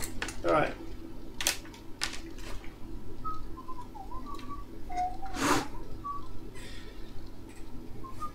Take my hat cam off for the time being.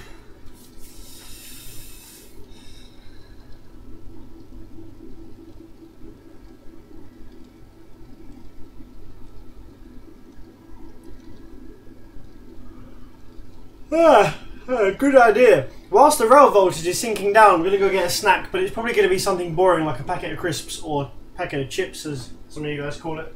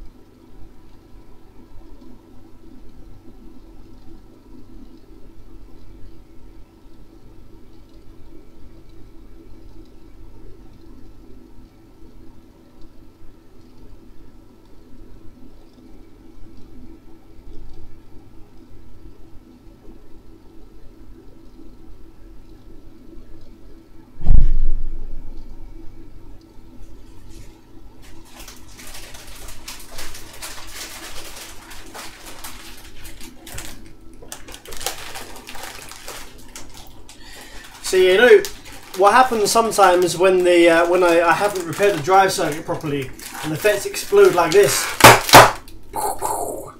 right in my face.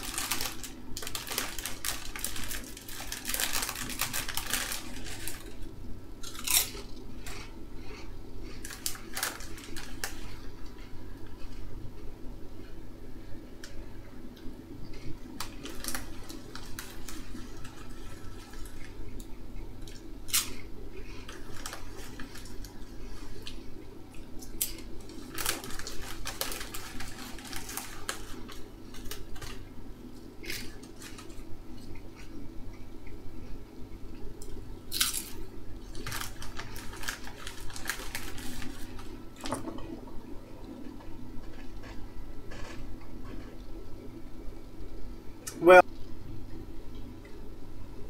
the 4500 retail is being sold less dealer cost of a DD-M4B or Crossfire C74K.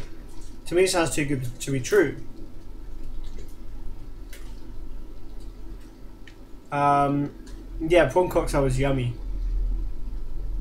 Now, that's the thing, right? The DD-M4A, yes, it's a good amplifier, but yes, it is horrifically overpriced. It's nothing generic. It's a generic amplifier. The LW Audio amplifiers, which I stocked in the UK, are the same, pretty much the same thing, if not slightly more reliable. And I was able to sell those really cheap over here.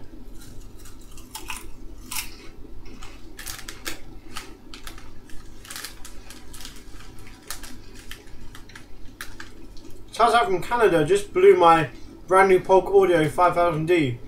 Oh no, how did you do that?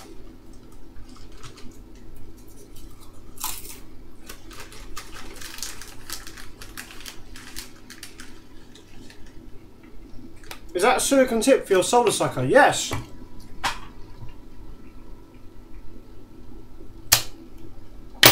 Solder sucker has a silicon tip so that it makes a nice airtight seal around what I'm sucking, and also it means that I can wedge my soldering iron underneath it and it still makes an airtight seal. Very, very good.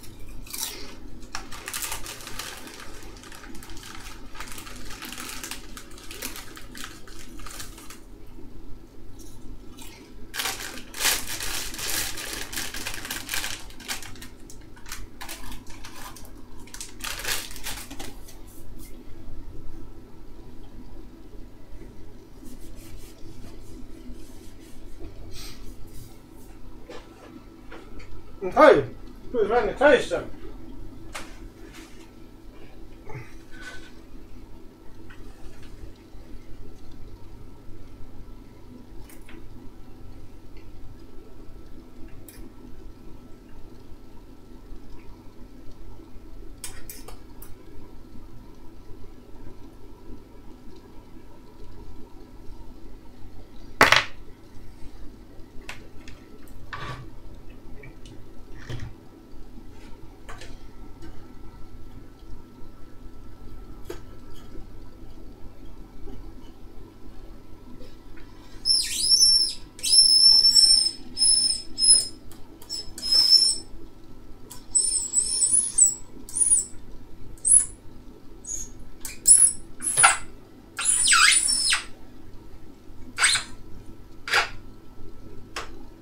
Sounds like R2-D2.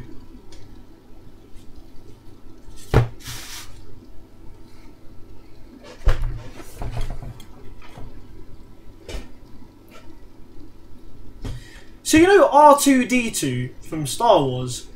So do you think they also made him in a R2-D4?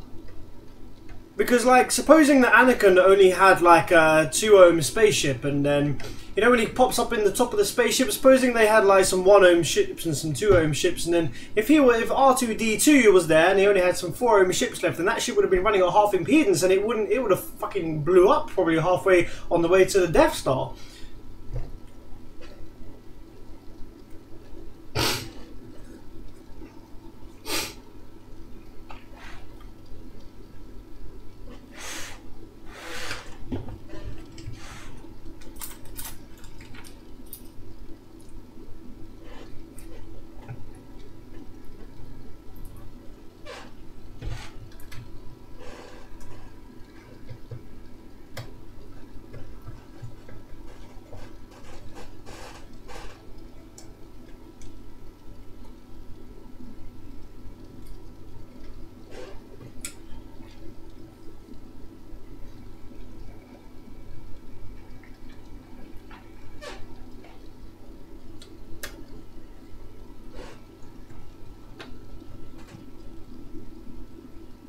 It has to be an R2-D1 or D.5.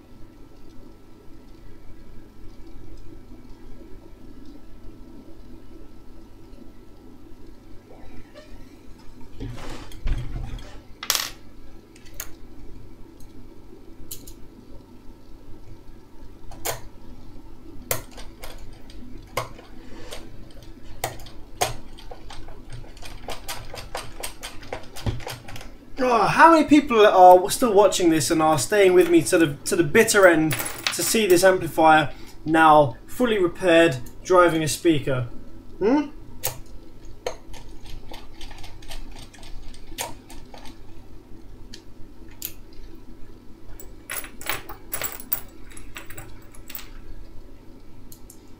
How many viewers are there on the stream just now, actually, out of interest? Anybody knows?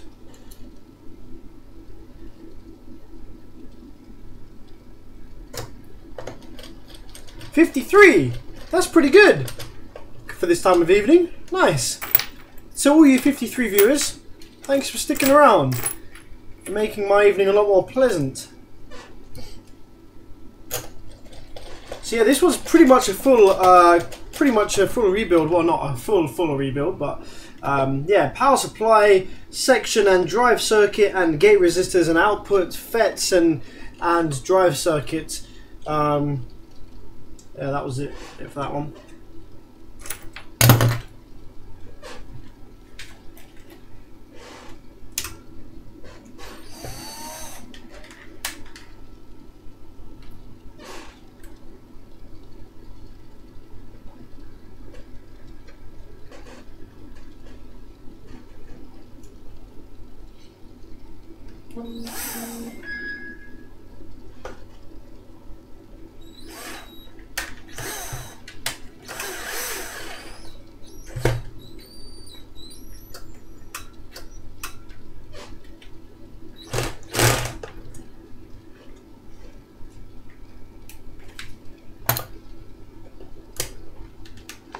Actually, I'd rather do these up with the hand screwdriver because I can feel the torque a lot better than with the electric one.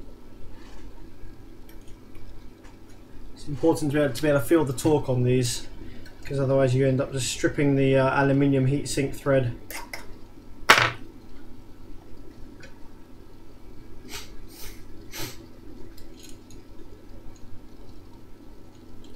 I'm not going to lie, this repair took a lot longer than anticipated, so I'm probably not going to get round to the steg of Giant this evening.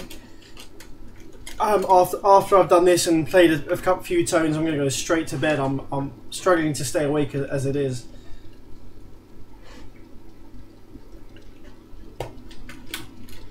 I don't think H1 Nicholas is still with us anyway, so there's no point getting the steg out because I'm waiting for parts on that anyway.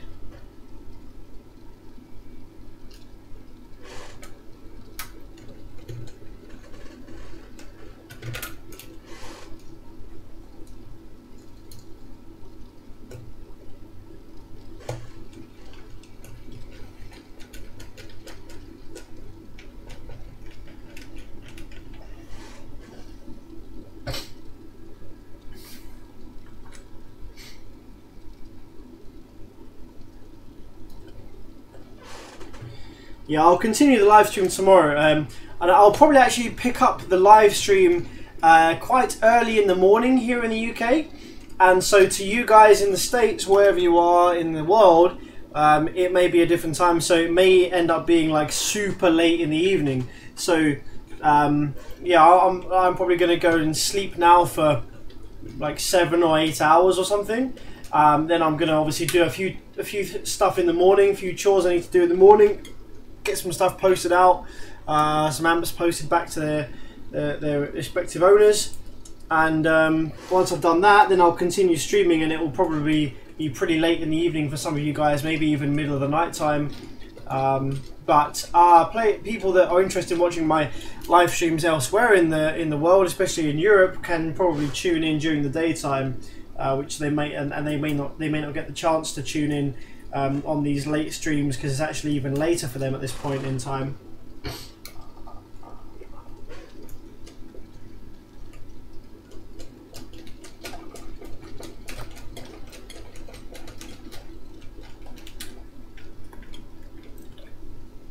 What is it about that bulky screwdriver? Something special about it, or is it just big? It actually is like a revolver, so it has many different bits inside, so I can do that and change the bit, spin it, change the bit, rather than having a bunch of screwdrivers sitting on my desk. Different sizes of Allen key, etc. Pretty useful.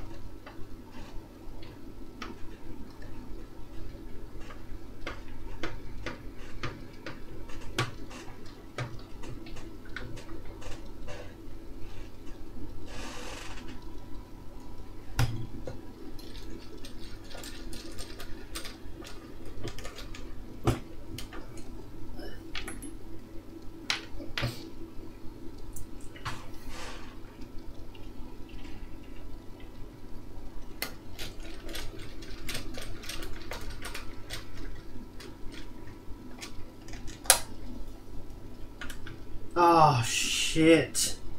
Fucking piece of shit screws.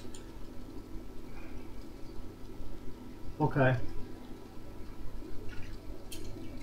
So a screw is just snapped in half and I wasn't even doing it up that tight. Which means it would now have a thread stuck in the heatsink. But it probably isn't going to come out because they never do.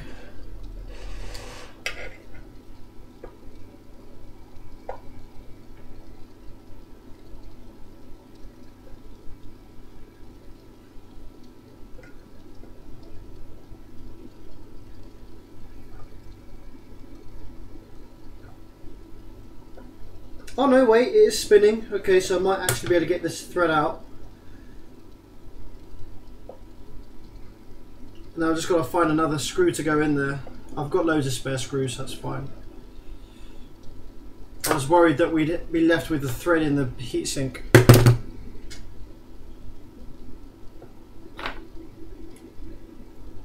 These screws really are crap.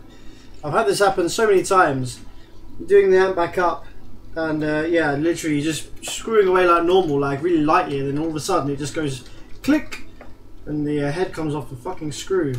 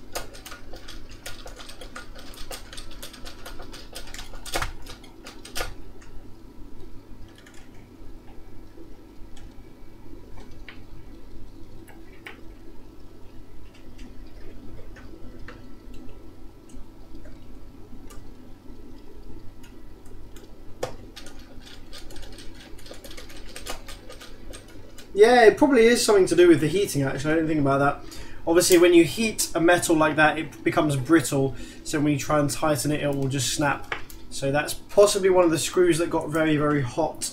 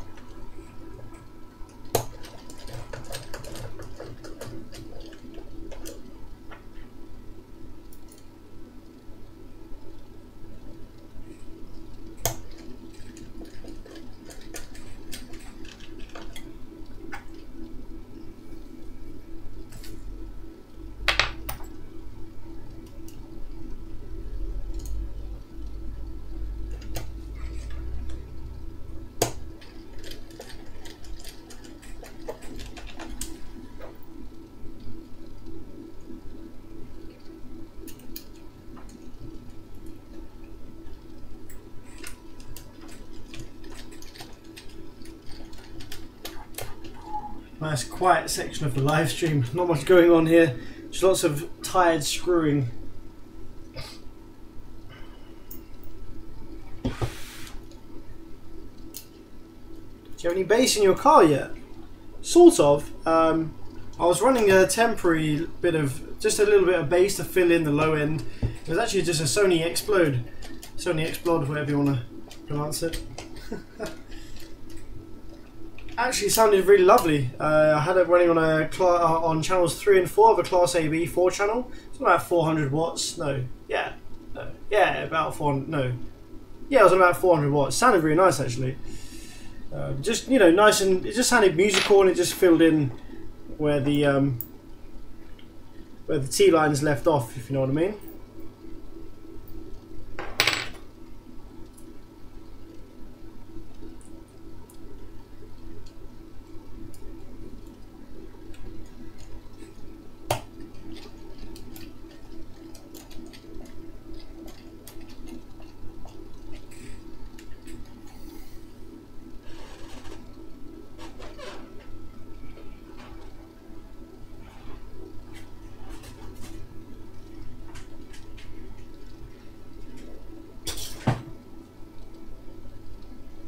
Pretty sure I heard one of the screws fall on the floor earlier, but I might have been imagining that.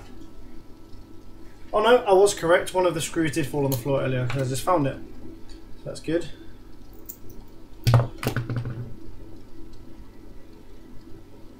How's the weather today? Bloody hot, 31 degrees Celsius in the UK.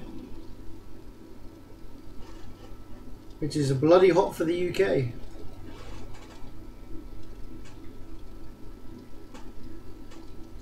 We did have 37 degrees last week, which is just crazy.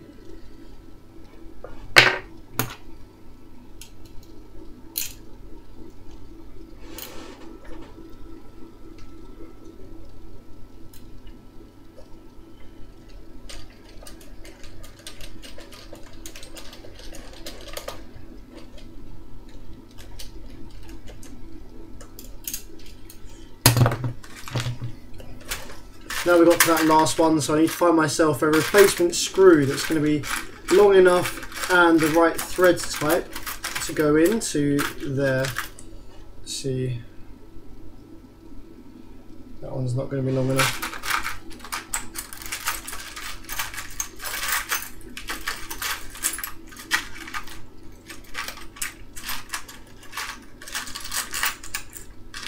Here we go, this one will do the job.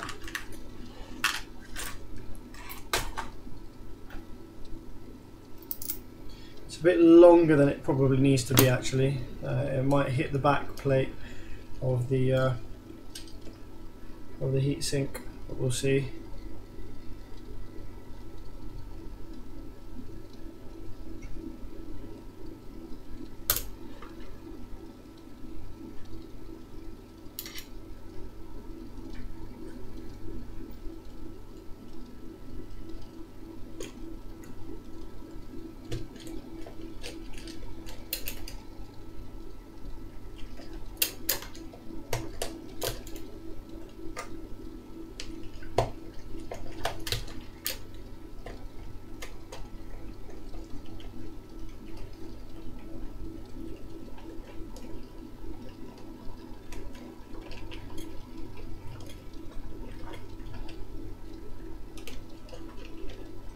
Oh no, I think we're gonna be alright. Yeah, that clamps it down just perfectly. Wicked stuff, so that screw works fine. Save my ass on that one. Let's just put the thermistors back.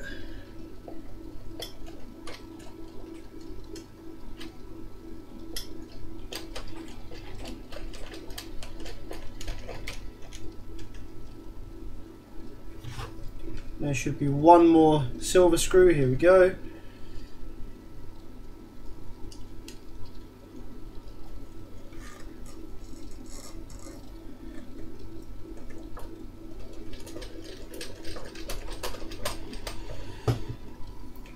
There we are. So let's just do one more test power up now that we put it back in the case to make sure nothing is shorting to the heatsink or anything like that.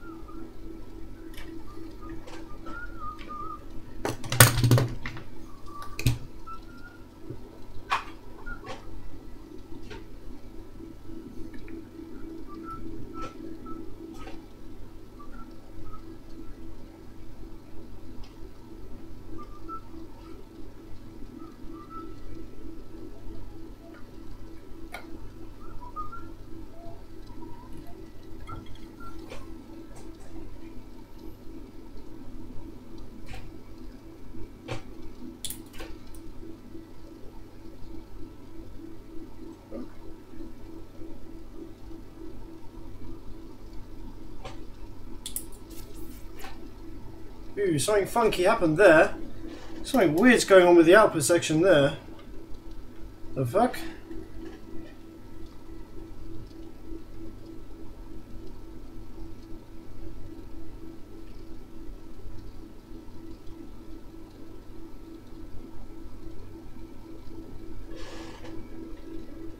Is it the heatsink it's shorting to?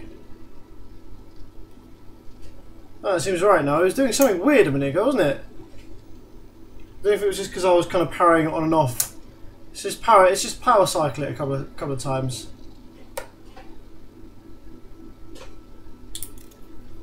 Yeesh. It does like a massive pulse to negative rail when you power it on. Why is it doing that? Damn! It's like the FET's kind of.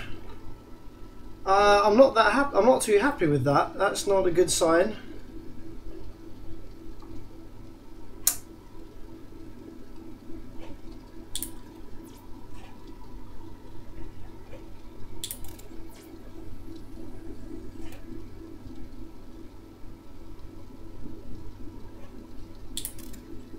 Yeah, I'm not too happy with that at all, actually. I wonder if it needs more current to start up with. Nah, it should not be doing that. Okay, what's happening on the heatsink? Is there any spikes on the heatsink? Nope. Okay, I don't like that one bit. Why has it decided to start doing that now?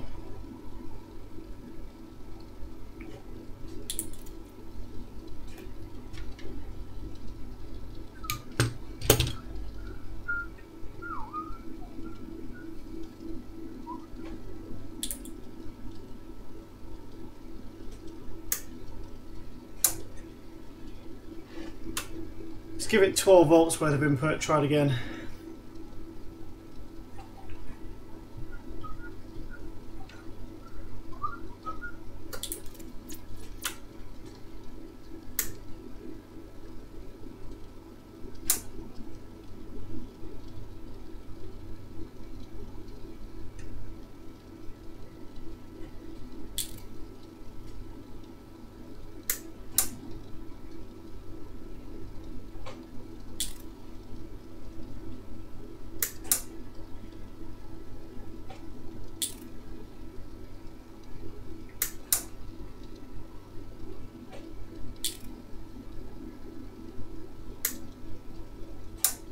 Maybe that's just what it does.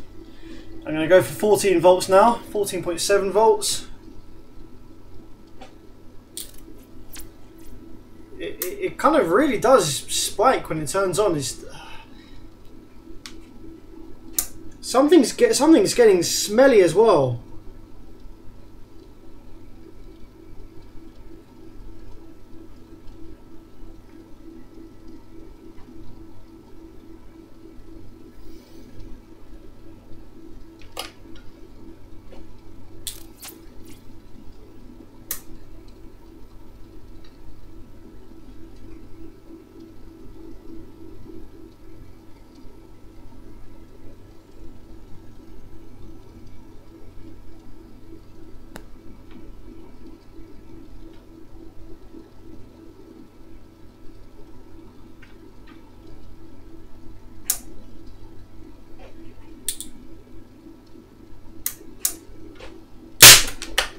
Whoa!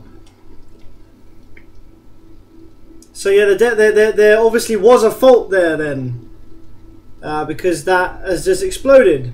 So there is something still wrong with this amplifier that we haven't quite fixed yet.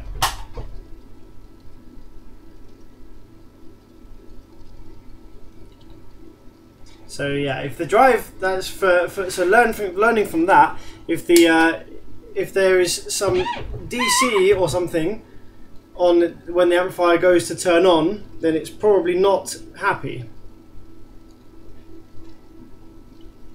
So that was a FET that exploded just then.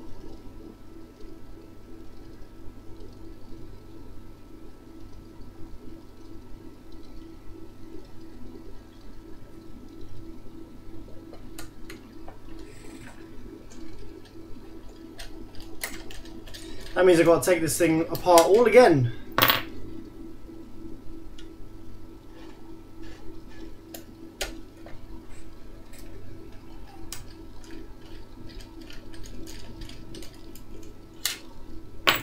Which fit was that did that?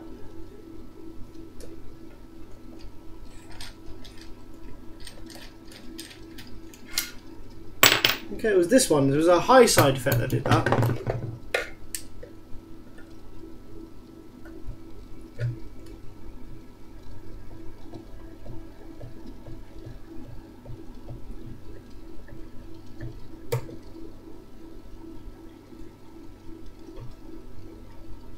Fortunately, these 24N40Fs aren't that expensive, so it's fine.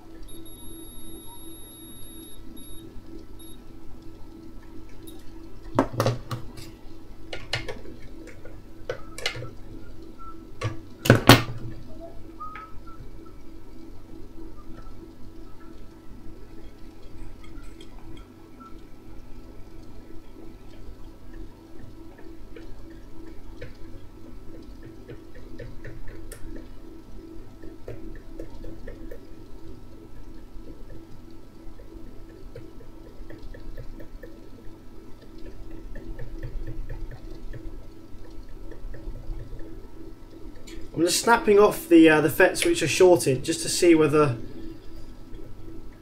I can tell any different things here.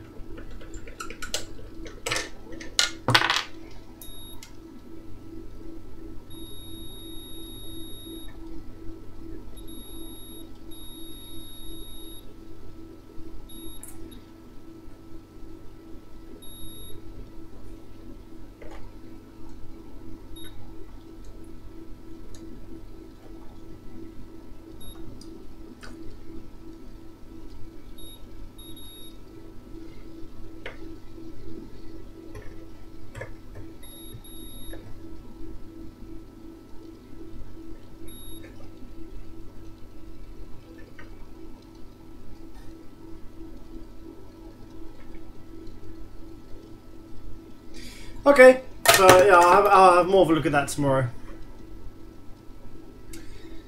Ah, that's a fucking shame, isn't it? Got so far and I was going to show you it working and then decided to do that weird thing where it comes on and does DC negative rail.